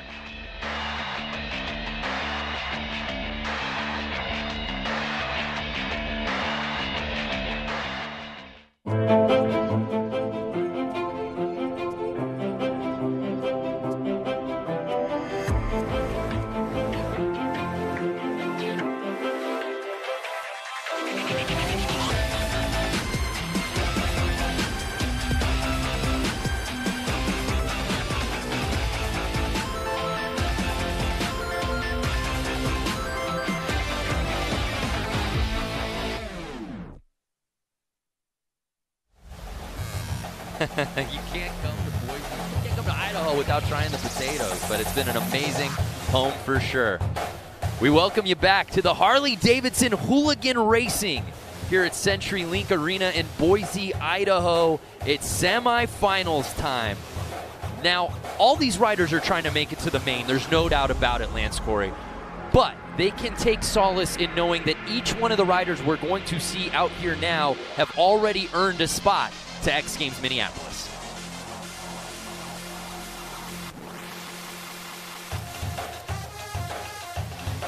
Got so many great athletes who earned their way in. One guy in particular who really loves motorcycles, Buddy Suttle. He fell in love with the sport at an early age and has been consumed by everything from popping a wheelie to learning the mechanics of a bike. When I was super young, my dad took me to like a poker run, and all the Harleys were out there. I just loved checking them all out, seeing the different styles. And this one guy came out and went out on the street and did a power wheelie and like took off super fast. That will always be in my head, you know, that noise and just the way he looked. And I was just like, I want to do that when I get older.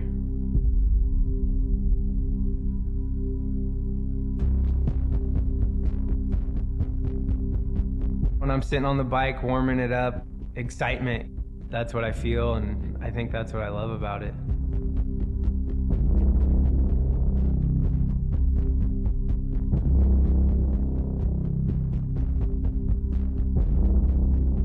It's hard to explain in words how it makes you feel riding the motorcycle.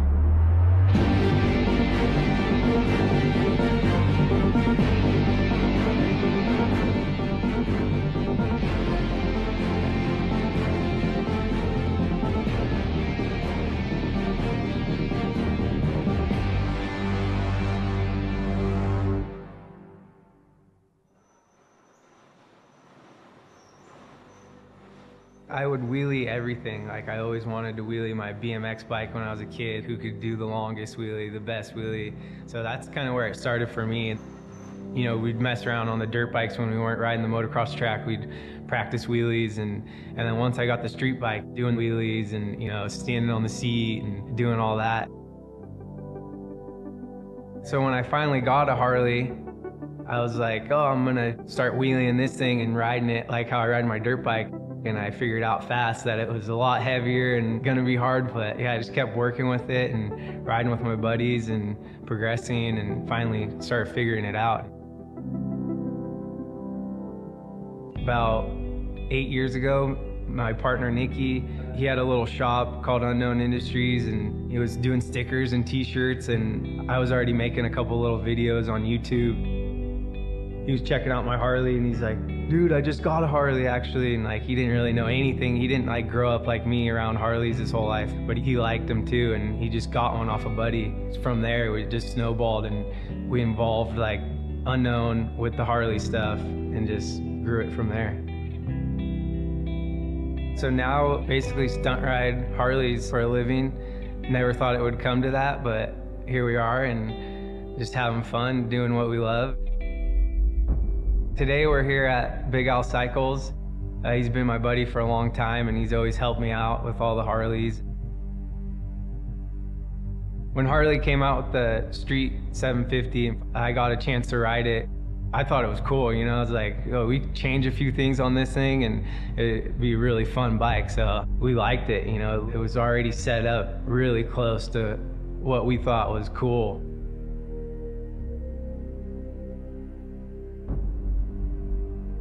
For the racing stuff, you know, put the good tires on them and change your bar setup, and we chain drive them, and, you know, little upgrades, but, you know, not too much. And it's just fun going out there and racing with your friends and having a good time.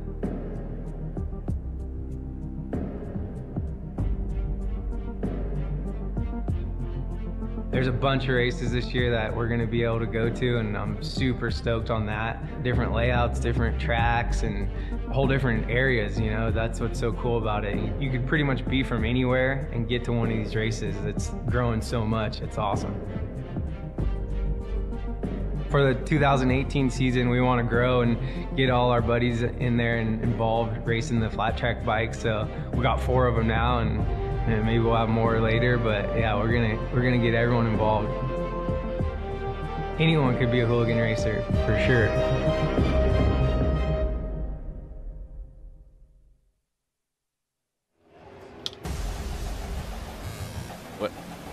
It's semis time here at CenturyLink Arena.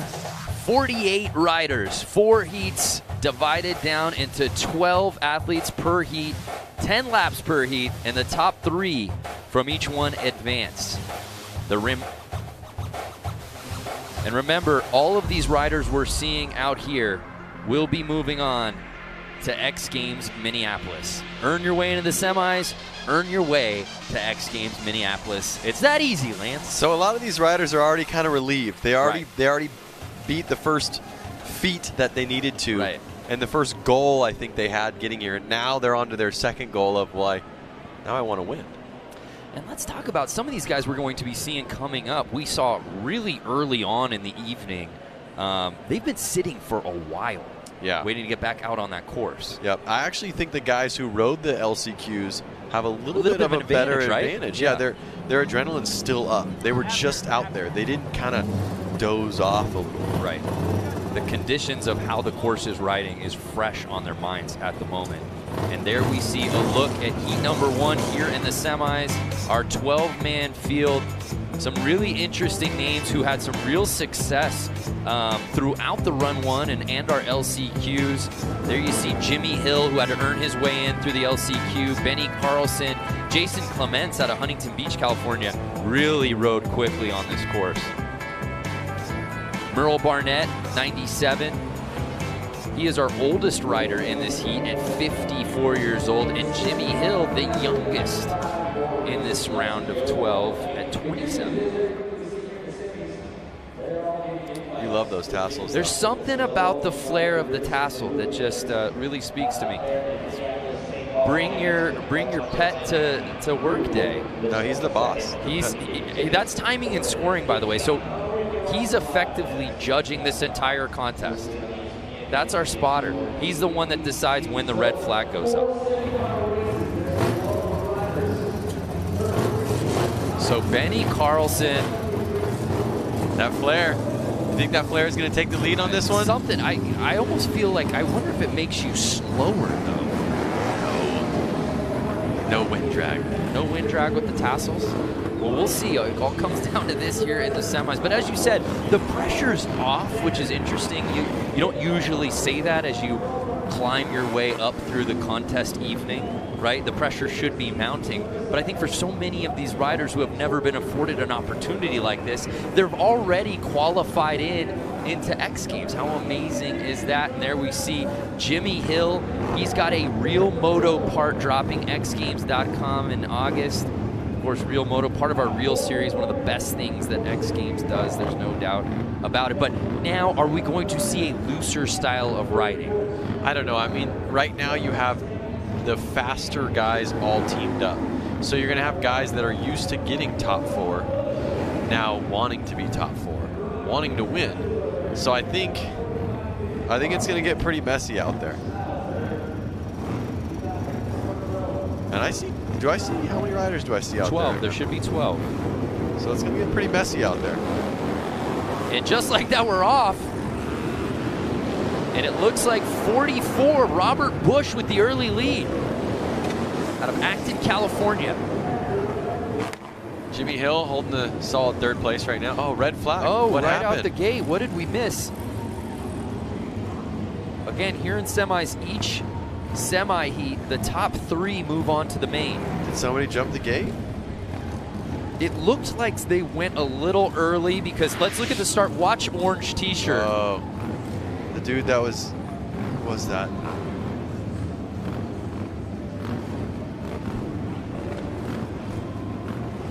It was kind of a...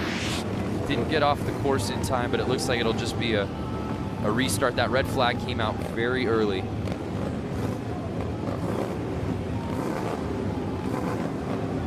But again, Robert Bush, right out the gate, had the whole shot.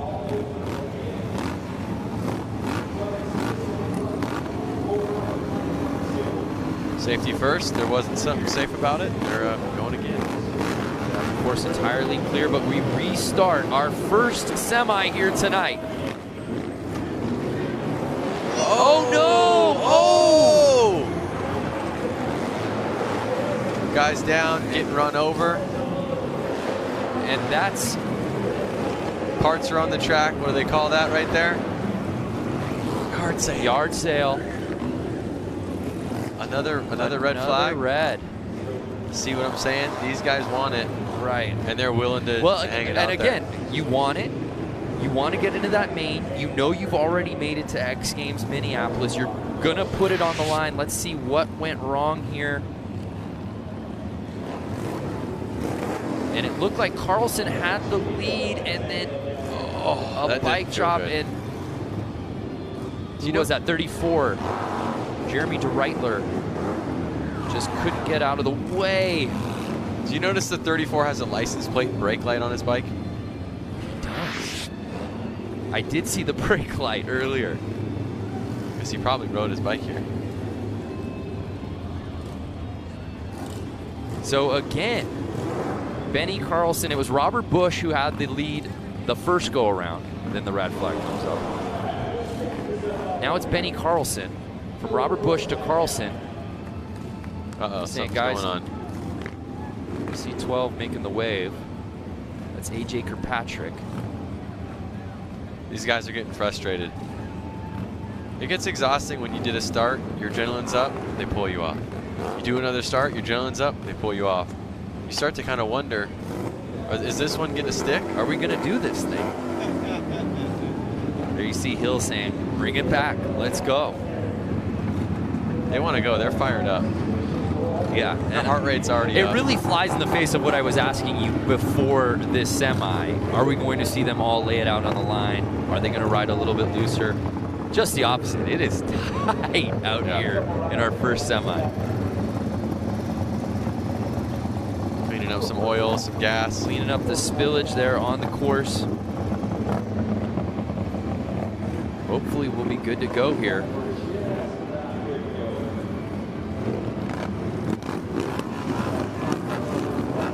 So the crazy thing is this is originally a hockey arena. That's before right. They were out there. Yeah, there you see the banners. You think they're just going to put the ice right over? The ice right over. And we're off. Will this one count? Oh my goodness. And we see Carlson with the lead. And it looks like everybody's still on their bike. And they are on the gas. I mean, I can hear how loud it is. And again, it's Carlson and Bush 1 and 2 right now. Again, the top 3 moving on to the main. It was Busch who had the early lead before the first reset. Carlson on run number 2, and they're 1 and 2 here on the 3rd start. And those tassels are not affecting the drag. Not at all. I couldn't have been more wrong, Lance. I'm eating my words. Halfway through this race, lap 5 of 10, and the tassels are taking it away. It's Carlson with the lead again. The top 3 moving on. So does the strategy come into play here? If you're a Robert Busch, number 44, do you just hold on to that 2 spot, or do you try to make a move? You want to win. So that's on the bubble right there. Number 17, Sam Fisher. Oh, Busch was down. Robert Busch. Did Busch go down? Yeah. Busch was in the 2 spot. He goes down.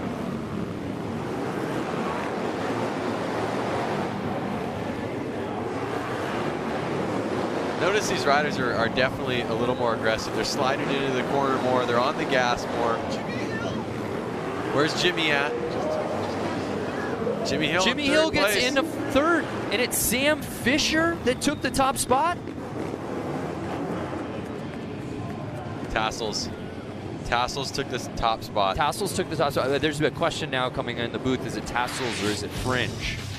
That's not for us to decide. But again, it was Carlson who got the early lead. This was from earlier as we saw the resets. There was a lot of ups and downs in this race from the restart. And this was the 3rd run where we did see a little bouncing, but everyone did stay on their bikes. And again, top 3 moving on to the main.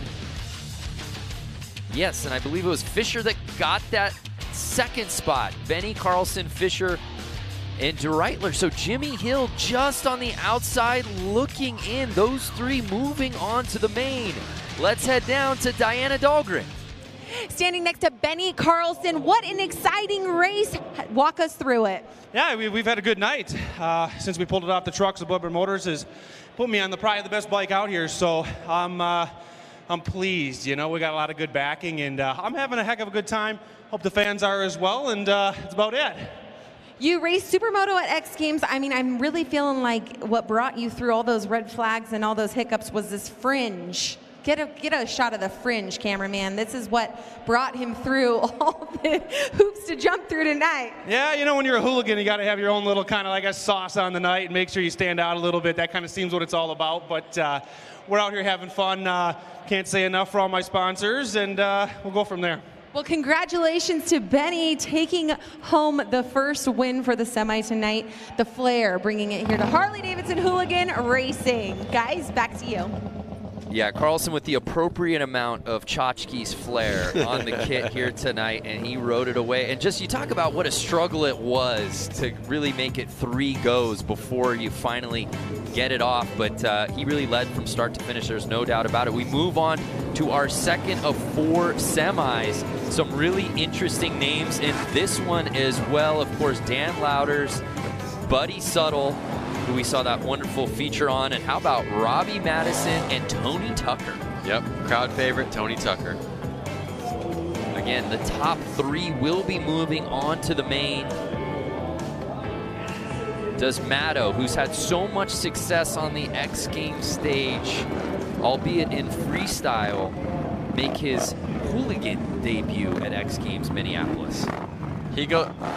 Robbie Madison goes from jumping 300-400 feet, up and down buildings, over big canals, riding a motorcycle on water. Yeah, surfing with the motorcycle. Matto is progressive as it comes to guys on bikes. To see him out here is just amazing. And how about Buddy Suttle out of Huntington Beach? Just such a great story. Grew up wanting to do this, and he's out here today. Yep, this racing really does bring the dream alive for sure for everyone out there. Let's not forget about JJ Flaherty. He won the hooligan race at X Games Minneapolis last year. Of course, he's going to be a force to be reckoned with. A big lineup out here. One thing I noticed is Tony Tucker, 277. He's learning more and more what to do with his hands out there. Yeah, absolutely. Our guy Tony Tucker, building confidence. who each joined race. us in the broadcast. Lance Corey, just really a dream maker out here tonight in Boise, Idaho, bringing them on to the intro of the show. And here we go. 77 as that Mishler with the overall lead early, and he's getting passed right away by J.J. Flaherty.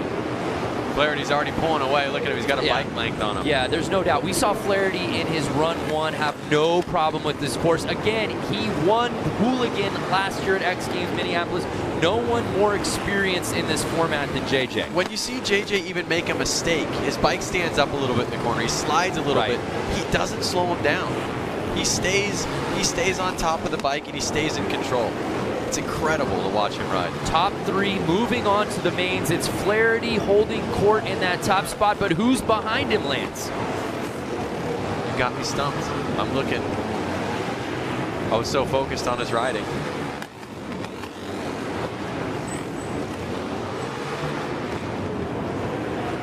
The number 35 of Dave Kilkenny and the 85 of Buddy Suttle look like they're out for a battle. Is Buddy Suttle going to get into that top 3? And let's not forget about Maddo. Where is Robbie Madison in this group? There he is on the ground. Oh no, what happened to Maddo? I don't know. See, it shows how tricky a small track like this can be. Like, I listed off all the crazy things he can do, and all of a sudden he's on the ground on something so simple like this. Well, the pace of this one just was blistering.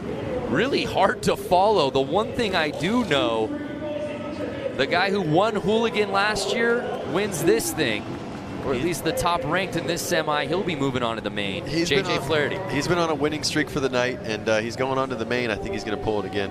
Yeah, he just looked like a smooth operator out there. So confident in his riding. Terrific approach to how he's been handling this course out here tonight. Let's take another look.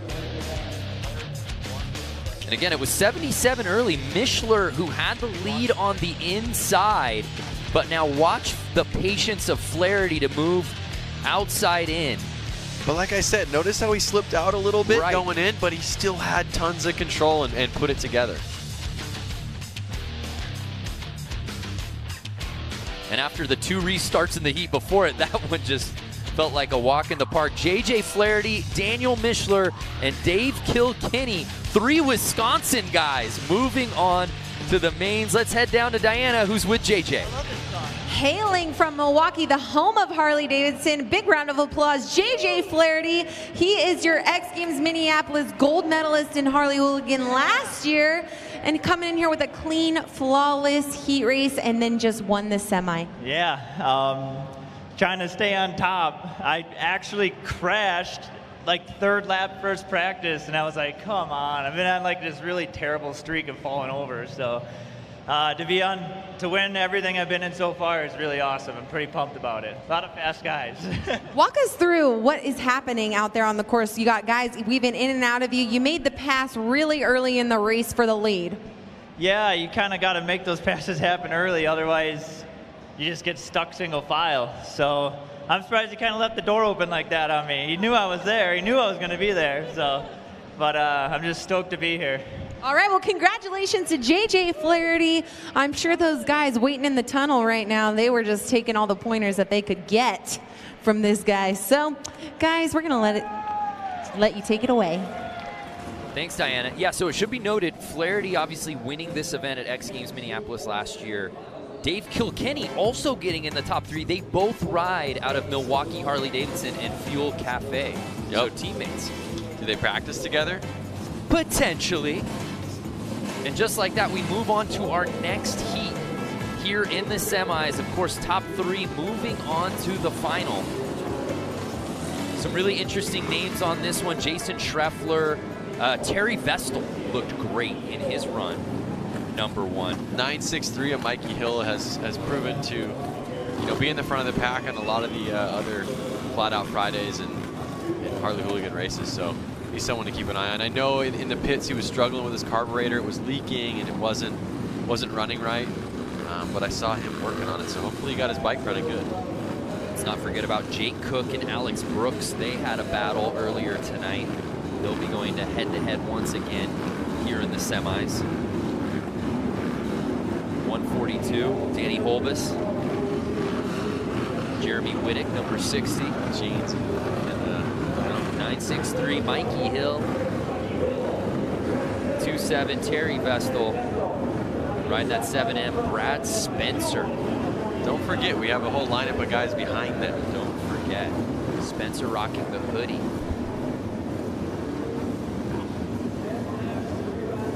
Let's not forget about 214 Frankie Garcia as well. This is a loaded field here. I didn't see him. Did you see him out there? Looking for 214. He must be in the back. We've got him on the start list here.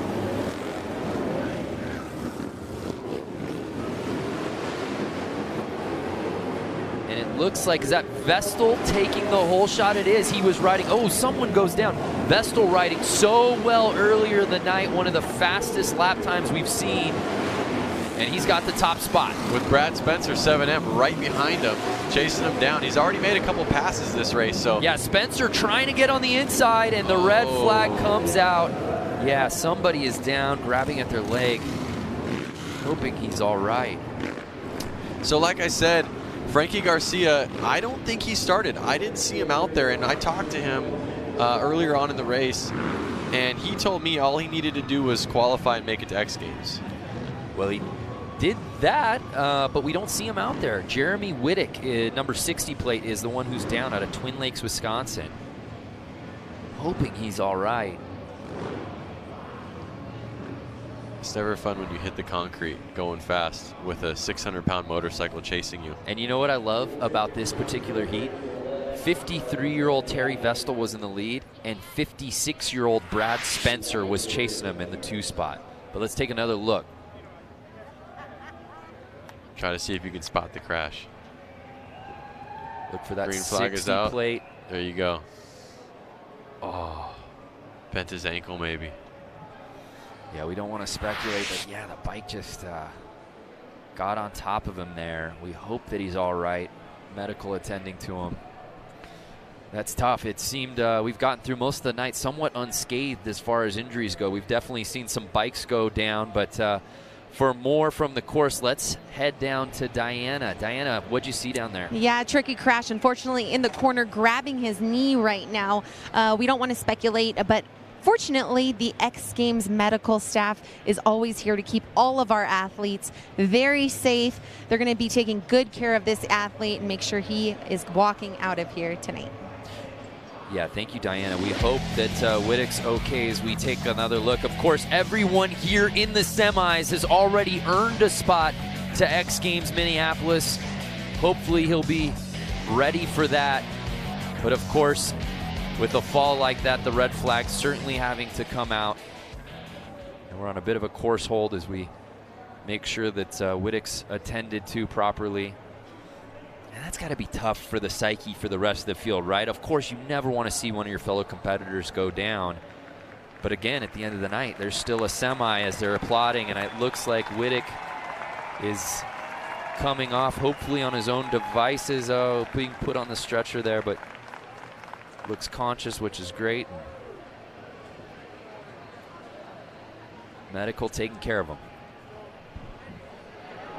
But now all of a sudden you've got to, as the rest of the field, block that out. Yep, and their adrenaline was up, but now they're bummed. They got to get back out there and keep racing and try to get that picture of him rolling off the track like that out of their minds.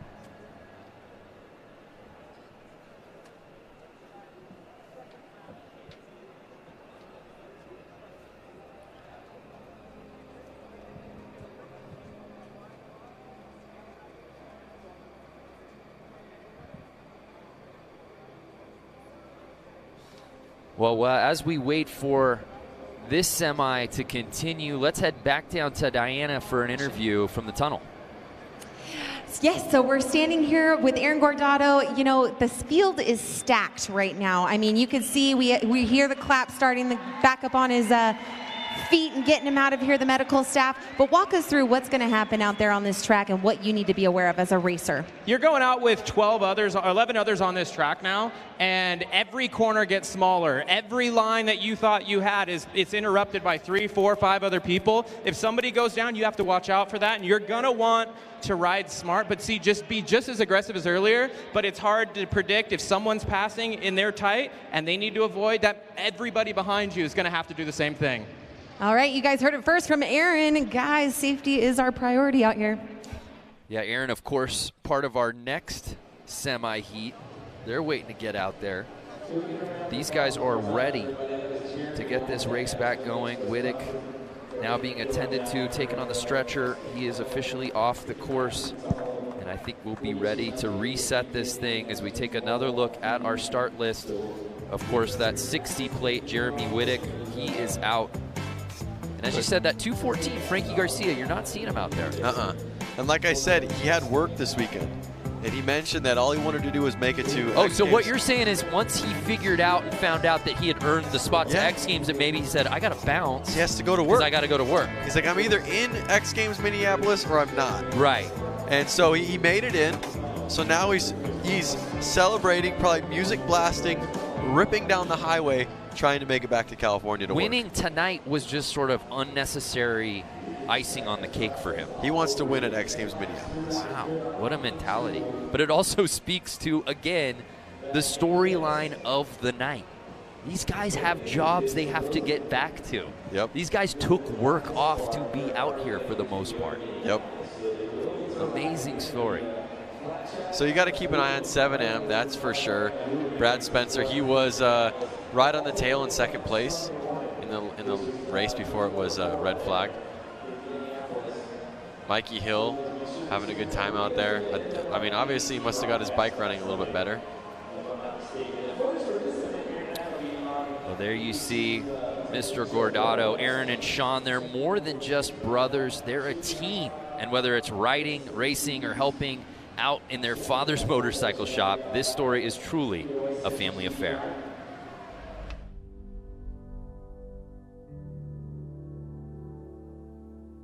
For us, I think it's unique in the fact that we can go to a race together, support one another, and if we're both on the front line, we're going to ride together.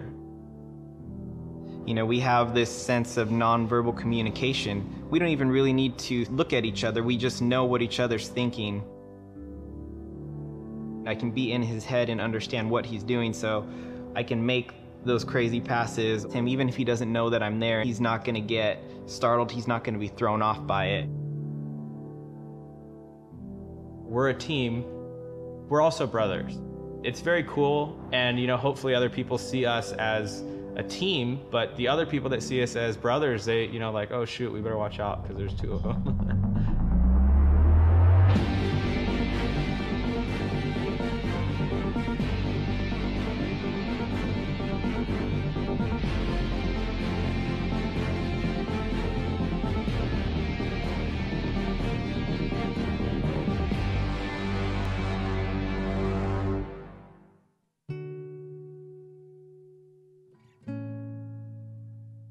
For me, my biggest inspiration would be my dad. And I say that because he built his business from scratch, and that's something that we watched growing up. You know, he'd work unbelievably long hours while he still had another job.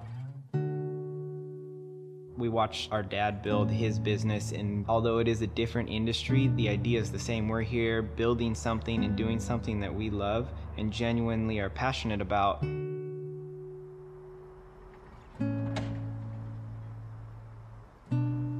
Our shop being within my dad's location, you know, he sees us working. He wonders what we're doing. He knows we're here 2, 3, 4 in the morning.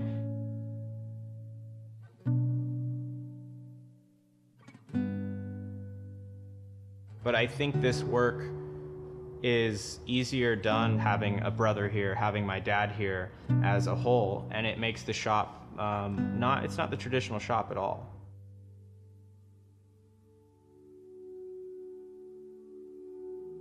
The Harley Hooligan series has grown exponentially in the past couple years. When we first started this, we would go out to places, Texas, Minneapolis, Florida, and all that, and we'd show up, and it was more of an exhibition type thing. You know, yeah, it's competition, yeah, it's racing, but, you know, we're out there talking to guys, answering all their questions, just basically being a good source of information for them and how they can become involved.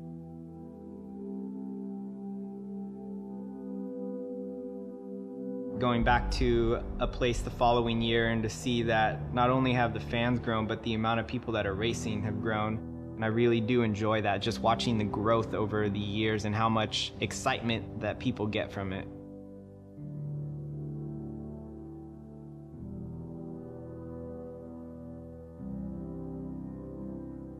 Oftentimes, more so all the time, Sean's faster, but he also crashes most often or all the time also.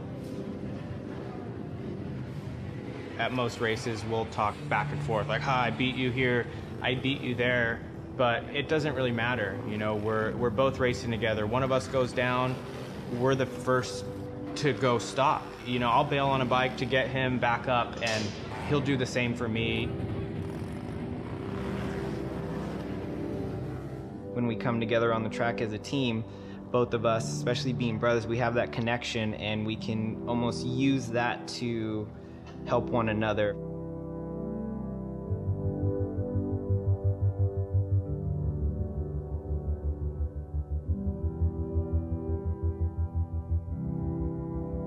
Racing seems like a very prestigious and unattainable thing, but what Harley's done with the series is allowed anybody to become a motorcycle racer.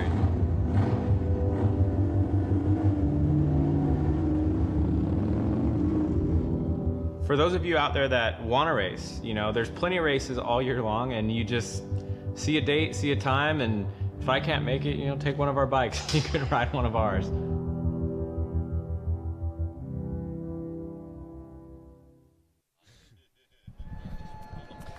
Wow, what a story, and we'll see if Aaron can hold on and make it into that main, but awesome. I know you get to watch these guys with the series that you've been a part of that you get to call. Well, he said something funny. He's like, yeah, my brother is a little bit faster than me, but he crashes a lot more, so we usually, you know, it's really hard to say who does better, you know, and he made it into the Aaron Gordado got in. Yeah, and his brother, Sean, didn't, who's technically faster. Right.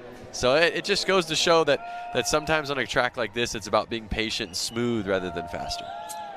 Well, if you're just joining us, we're currently on a course hold. Jason Wittick went down pretty hard, was stretched off, but we're hoping that he's okay. Let's head down to Diana, who's got some info for us on a special promotion. That's right. So Harley-Davidson is doing a great promotion for someone looking to buy their first Sportster. So you get your first Sportster, you're trying it out 9-10 months down the road. You're like, nah, I think I want to try out a different Sportster. No problem. We're going to go ahead and give you back your purchase price on a trade-in for a new Sportster. You guys have to check it out, h-d.com/freedom promise. Find out all your details there.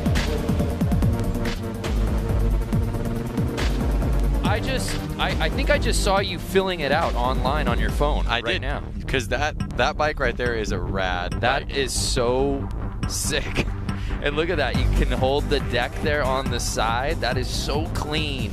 The Harley-Davidson Freedom Promise. Check out h-d.com/freedom promise. What a great deal they've got running on that. Love it.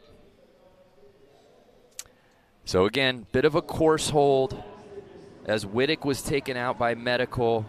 And we talked about it earlier before we ran that feature. I mean, you want to talk about adrenaline and getting ready for this semi and trying to earn your spot into the final, and then something happens and you go down and you wait for that restart.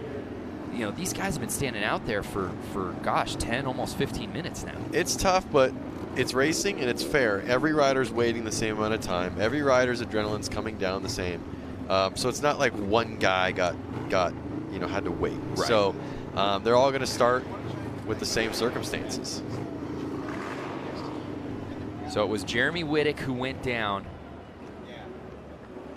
And it was Terry Vestal and Brad Spencer who were 1 and 2 prior to that. That's who you want to keep your eyes on. Brad Spencer in that 7M and Terry Vestal, 27.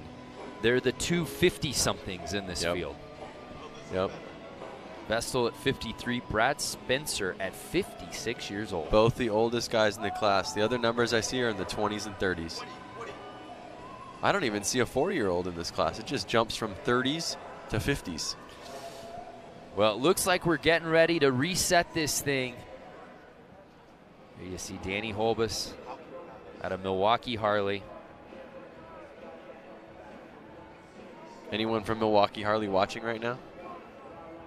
Oh, you better believe it, especially when 2 of the 3 who qualified into the main from semis just a round ago. Yeah, that's true. We're out of Milwaukee Harley-Davidson. So here's another look at our lineup. Again, Whittick's name now omitted. He's gone, obviously, because of the injury. He's not there. And as we talked about before, Frankie Garcia, if you're just joining us, 214, he is not out there. He told Lance Corey before, I just want to get into X Games Minneapolis. If I qualify in, and if he got into the semis, you automatically qualify in. He did that. Now he's got to get back to work. Yeah, he's leaving.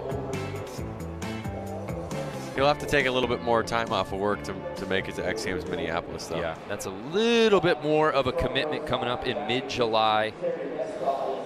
So at this point, do they feel warmed up, ready? Is it cooling off? The adrenaline's worn off a little bit. How do you kind of reset yourself? You said nobody's got a particular advantage. I hear you there, but maybe just the group mentality as they move in after such a long course. I mean, they're definitely sitting there, you know, kind of curious, like how long is this going to take until we go? And their heart rate's down, their adrenaline's definitely down. They're excited, they want to race. There are people watching them, but as soon as the gate drops, it's going to go heart rate 200. 119, Craig Reynolds, the local boy out of Boise, Idaho, 21 years old. This event is so rich in storylines, perhaps none greater than the lone Boise native in this field trying to win it in front of his hometown crowd. Yeah, it's... I've been told that part of the reason we're on that hold, we obviously got Whittick off the course, but they're waiting on an ambulance. So that is where the delay is coming in. And just a note, the Harley Hooligan Racing will be going down at X Games Minneapolis on July 22nd.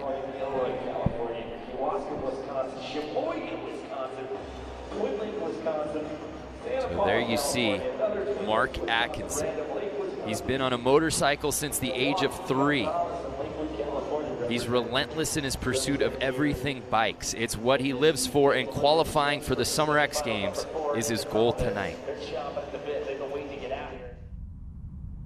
Jumping a Harley, it's just different. You can really feel the weight of that thing when you go 70+ feet on it, and you know that it's not made for that. You think you're supposed to go fast, and that's what you do. You just pin it. A Harley, the weight carries the bike. And I've jumped like 75 foot in first gear and barely on the throttle. I don't know if I ever want to figure out what second gear can do.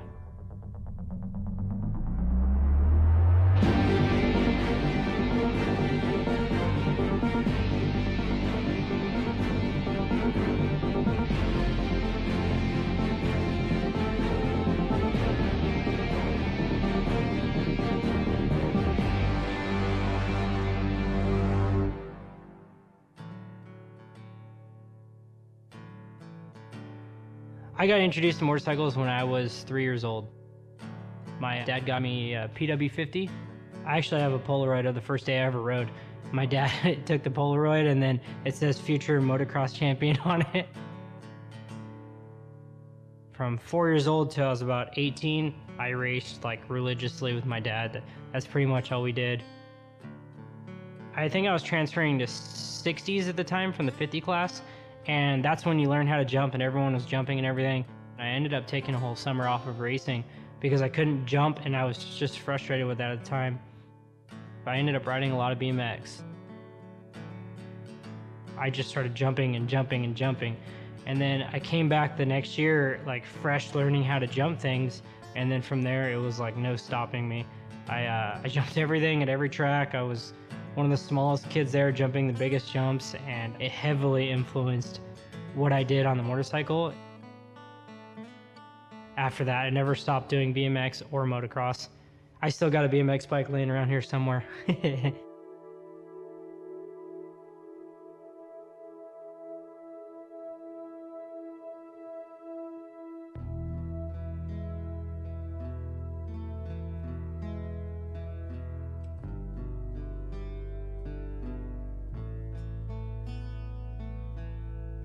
The whole Harley Hooligan movement was crazy. There was a few brands, Speed Merchant, Machine Co, and myself for Rusty Butcher. At one point, we just like kind of showed up to every track and we're like, hey, will you guys let us ride? Hey, will you guys let us ride? And we kept doing that, and we just kept riding at any track that would give us a race.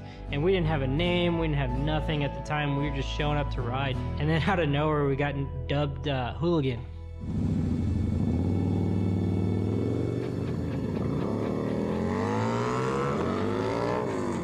I just try to spread the word as much as I could. You know, I would send photos to all my sponsors. I would send photos to Harley-Davidson. I would send them videos. I would send them anything I could to get them to post about hooligan racing, about Rusty Butcher, and just pump up everything that we were doing.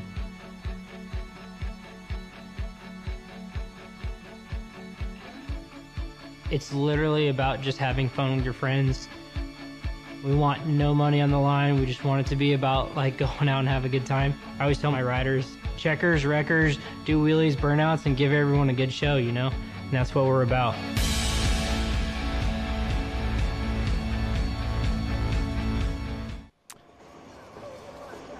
So Mark Atkins, the Rusty Butcher, really a part of this thing from the get-go. The genesis story of Harley Hooligan is really amazing to hear through his point of view. No, it's rad because they didn't even know what they were doing when they were doing it. They didn't even realize that they would be here today when they were doing this years ago. But to hear Atkins talk about it, it wasn't even about this. It wasn't even about, hey, how do we make this mainstream? How do we get this to become a part of X Games or anything like that? He just wanted to showcase what he and his friends were doing. Well, the crazy thing about him, the first time I saw Mark ever on Instagram, he jumped his Sportster over a freeway entrance. So I know we've I know we've all imagined a freeway entrance. You know, they gotta mound up. I don't need to imagine it. And we've all imagined jumping them. Well, at least I have, being a motorcycle rider.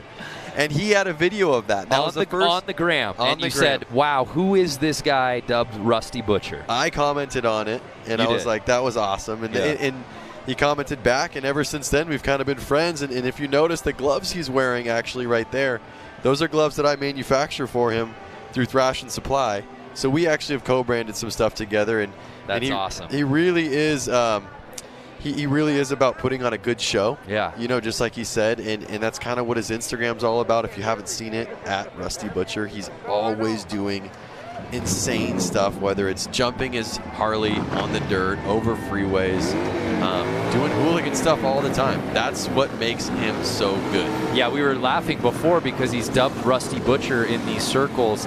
We were wondering if that was going to be the name we saw fonted out here, or we were going to see his legal name, of course, of Mark Atkins, but out of Corona, California. He needs to change his legal name to Rusty Butcher so his ID actually matches it. I totally agree. I'm going to start a GoFundMe.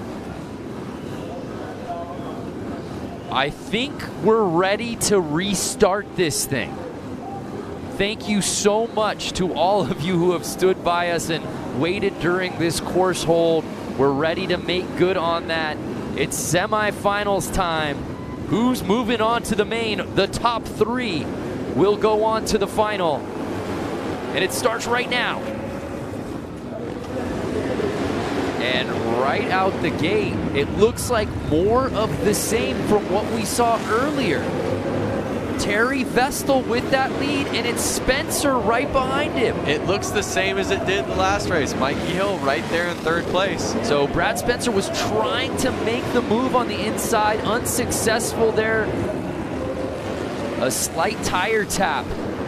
Terry Vestal keeping it. Oh, and Spencer takes the lead away from Vestal. Can Vestal get it back? This is going to be a good race. We're halfway through lap 5 of 10. Are we going to see any changes for the top 3? So Spencer waited, plotted his positioning. He takes the lead. Now you've got to wonder, does Vestal sit comfortably in second knowing that he'll be moving on to the main, or does he try to reclaim that top spot? What a battle between the two 50-somethings here in the semis. Over 100 years of experience out there. You're not wrong. Uh-oh, what's going on? I saw the checkered flag come out. Did it come out early? I'm not sure. It looked like we were starting lap number 9. So here you see again, Vestal getting the whole shot, and he had the lead through the first 3 laps, but we wondered, is Brad Spencer going to make his move? I mean, that start really was deja vu. They really came out the exact same. It was a carbon copy of what we saw before Wittick went down. And there you see Spencer not content with 2. A little love tap, and then he makes the move to the inside, and there was no looking back. Vestal might have had a second to try to reclaim it, couldn't do it, and he'll have to settle for second. And it looked like 142, Danny Holbus with that 3rd spot. Yep. Mikey Hill just missing it by 1. You saw him shaking his head as he went through the checkered flag. Well, let's head down to Diana Dahlgren. Brad Spencer bringing in the win for semi-round number 3. How was that out there? Tell us what the perspective was like out there on the course. It was tough. I mean, Jason Terry, I had to really work that man, try to set him up, and yeah, and then everything worked mine in favor. Let's talk about the race before the red flag happened. Where were you? Did you see the crash happen? Yes, I did. I seen the crash, and then I was hoping it didn't get red flagged, and it did, and so here we are. How do you maneuver yourself around a course once there's crashes? You're always looking ahead, and you're trying to avoid them the best way you can, because indoors, there's a lot of luck that goes on. You know.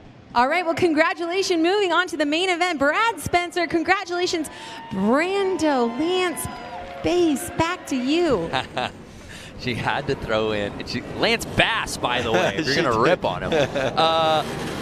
56-year-old Brad Spencer, the oldest rider in our semis, winning that thing, moving on to the mains, along with 53-year-old Terry Vestal and Danny Holbus.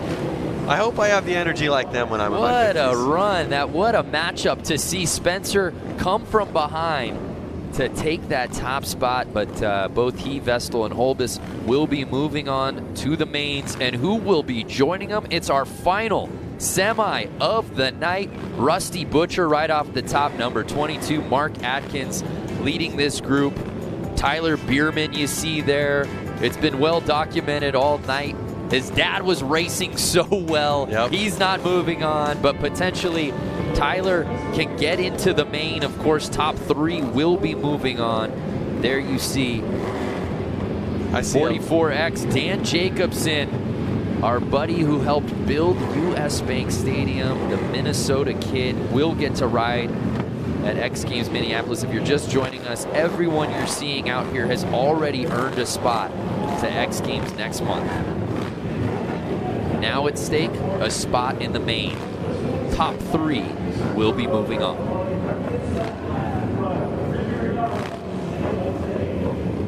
I see a lot of familiar names out there that are from California. A lot of hardworking guys. Scott Jones, who, like I said, works for SpaceX. He's an engineer over there. Juan Arcio is a number 7X, an engineer over at Vance and Hines. Chris Wiggins as well is a machinist over at Vance and Hines. Yeah, this has a real West Coast flavor to it. Westminster, California, Norwalk, Sierra Madre, San Jose, Corona, and they're off. And it looks like it's 4:29. Ricky Renaro out of San Jose, who was blazing fast in his qualifying heat, getting the whole shot. Rusty Butcher in second place, number 22. He's staying on his tail, though. So Butcher holding on to that 2 spot. Can he catch Renaro? And don't forget about Tyler Bierman, still in this group.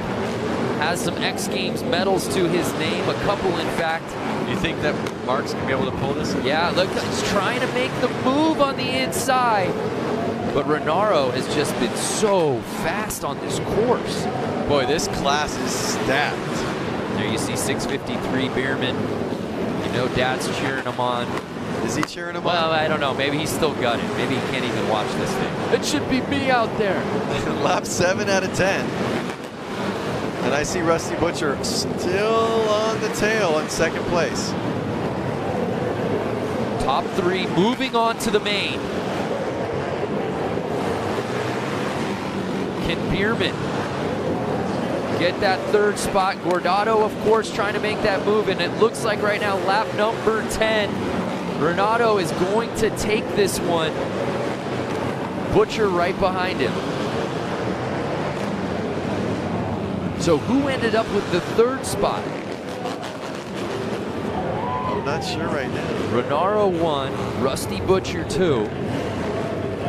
I was so focused on that 1-2 battle up there. Was it Bierman? Bierman was holding 3rd the whole time. We'll have to see. It's going to be a tale of the tape watching the replay. But it's Renaro and Atkins, 1 and 2. Chris Wiggins showboating right there with the burnout. That's what it's all about, right? We needed fumes here at CenturyLink today. Uh-oh. Oh. Trouble. Guess he just plead ignorance. I had no idea.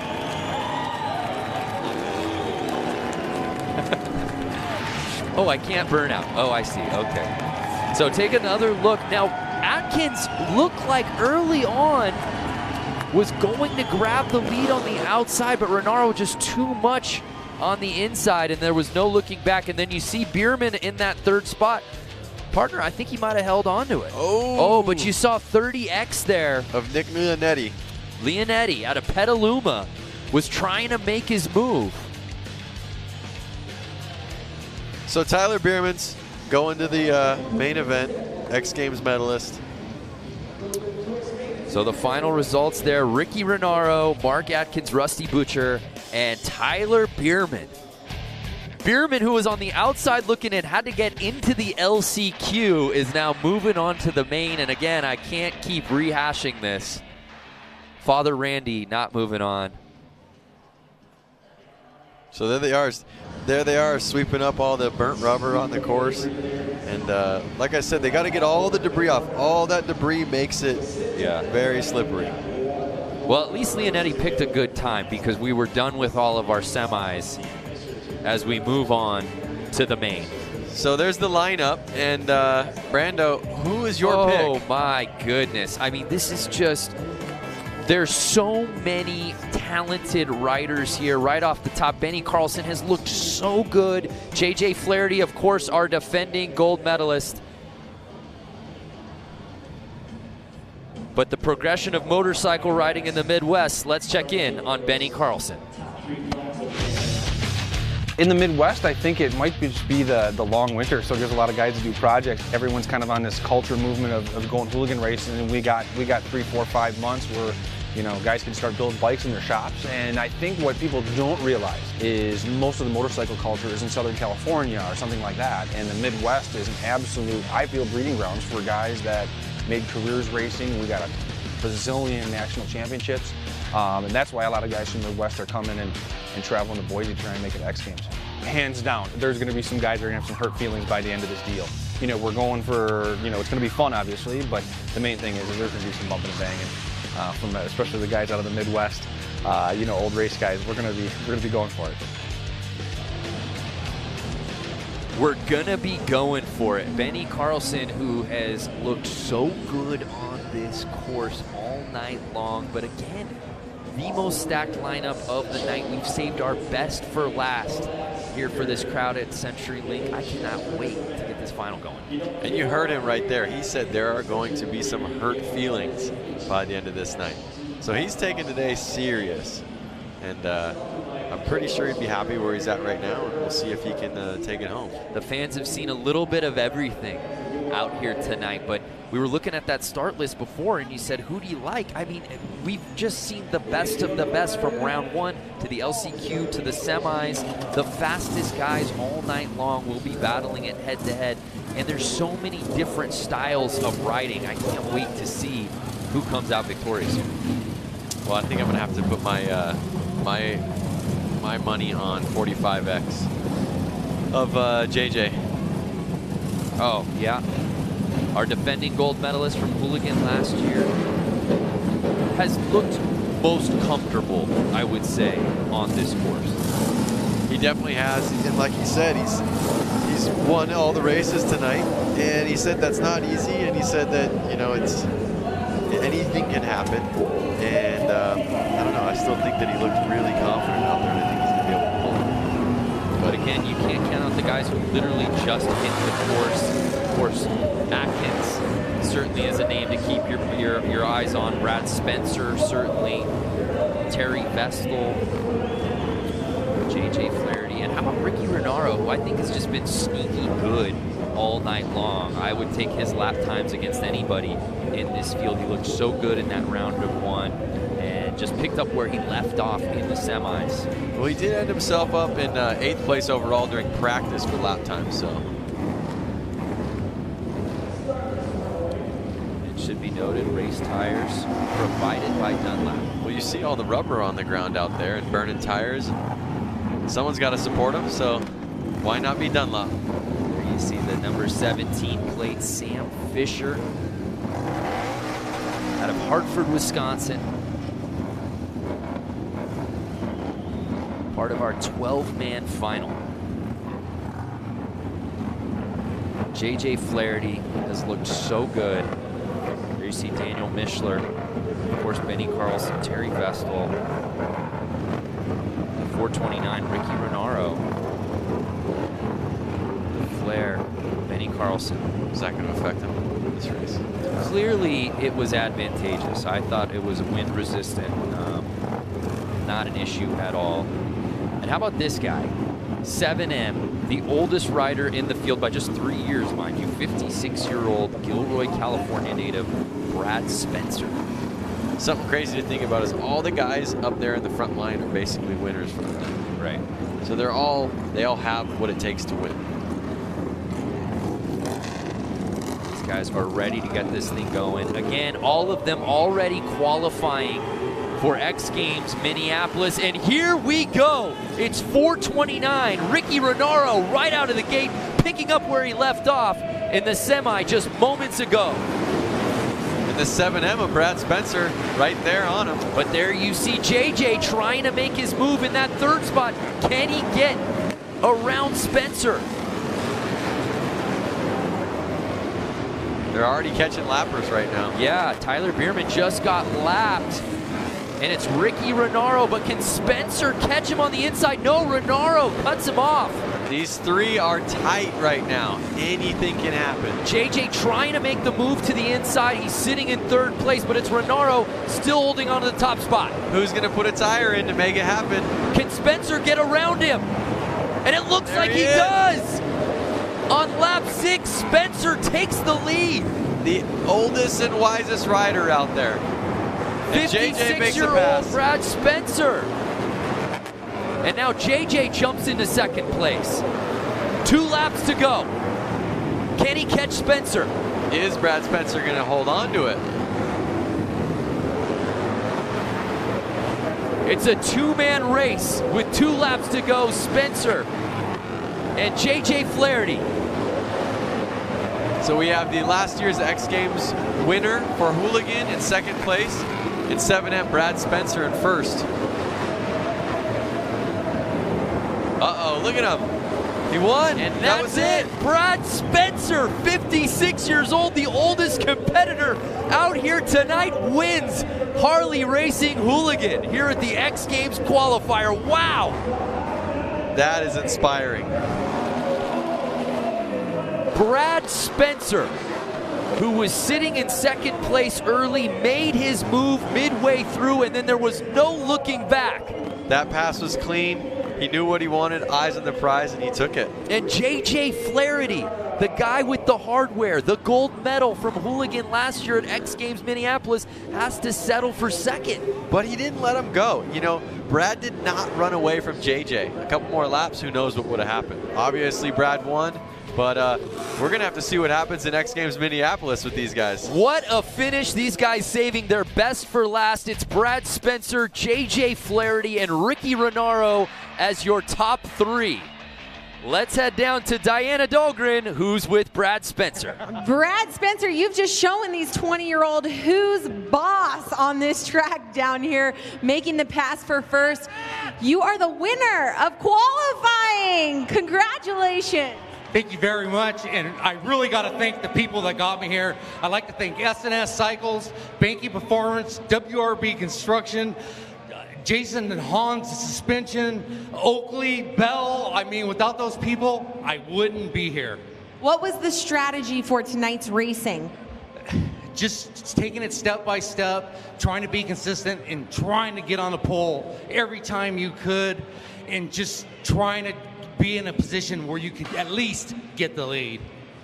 Well, congratulations once again, Brad Spencer, the whole arena putting their hands together for this guy. What an amazing race.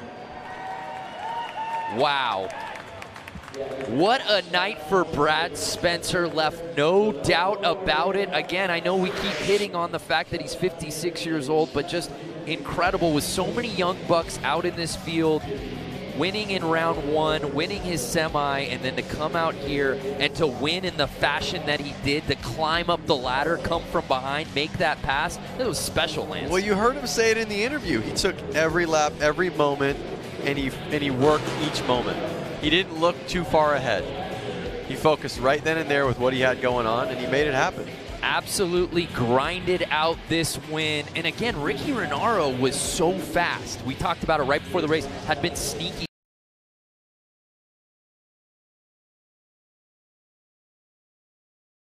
Got to be eating at him to know that he had the lead halfway through the race and wasn't able to complete it. But what a night for racing for all of hooligans worldwide, making it out here tonight in Boise, Idaho. It's Brad Spencer coming out the victor.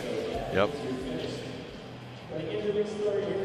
And we're going to get to see these guys racing again in X Games Minneapolis. Man, if that's a preview of what's to come at US Bank Stadium on July 22nd, look out. All right, it is now time for our awards. Ladies and gentlemen, from the road to X Games Boise Park qualifier, make some noise. In third place, Ricky Renaro.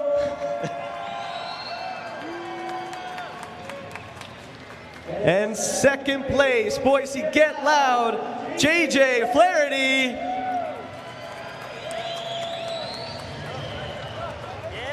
And now first place, road to X Games, Harley-Davidson Hooligan. Make some noise, Boise, for Brad Spencer.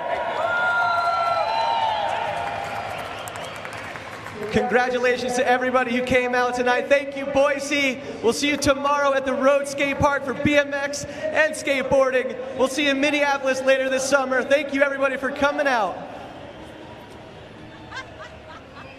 Great to see the coronation of those top 3. Of course, Flaherty, we expected to be right there. Renaro leading the way halfway through, but it was Brad Spencer with some gutsy racing, grinding out the win. We'll see all 3 of them, plus 45 more that we saw out here tonight at X Games Minneapolis. Let's go do it again, man, next month. I am psyched, man. I can't wait to see these guys race again. Well, what a night for racing at CenturyLink Arena here in downtown Boise. Remember, fans, there's a lot more going on this weekend. Road Skate Park tomorrow, men and women skateboard park final, as well as the BMX final. You can check out the competition schedule and all the coverage on xgames.com. For Diana Dahlgren and Lance Corey, I'm Brandon Graham saying so long from Boise, Idaho.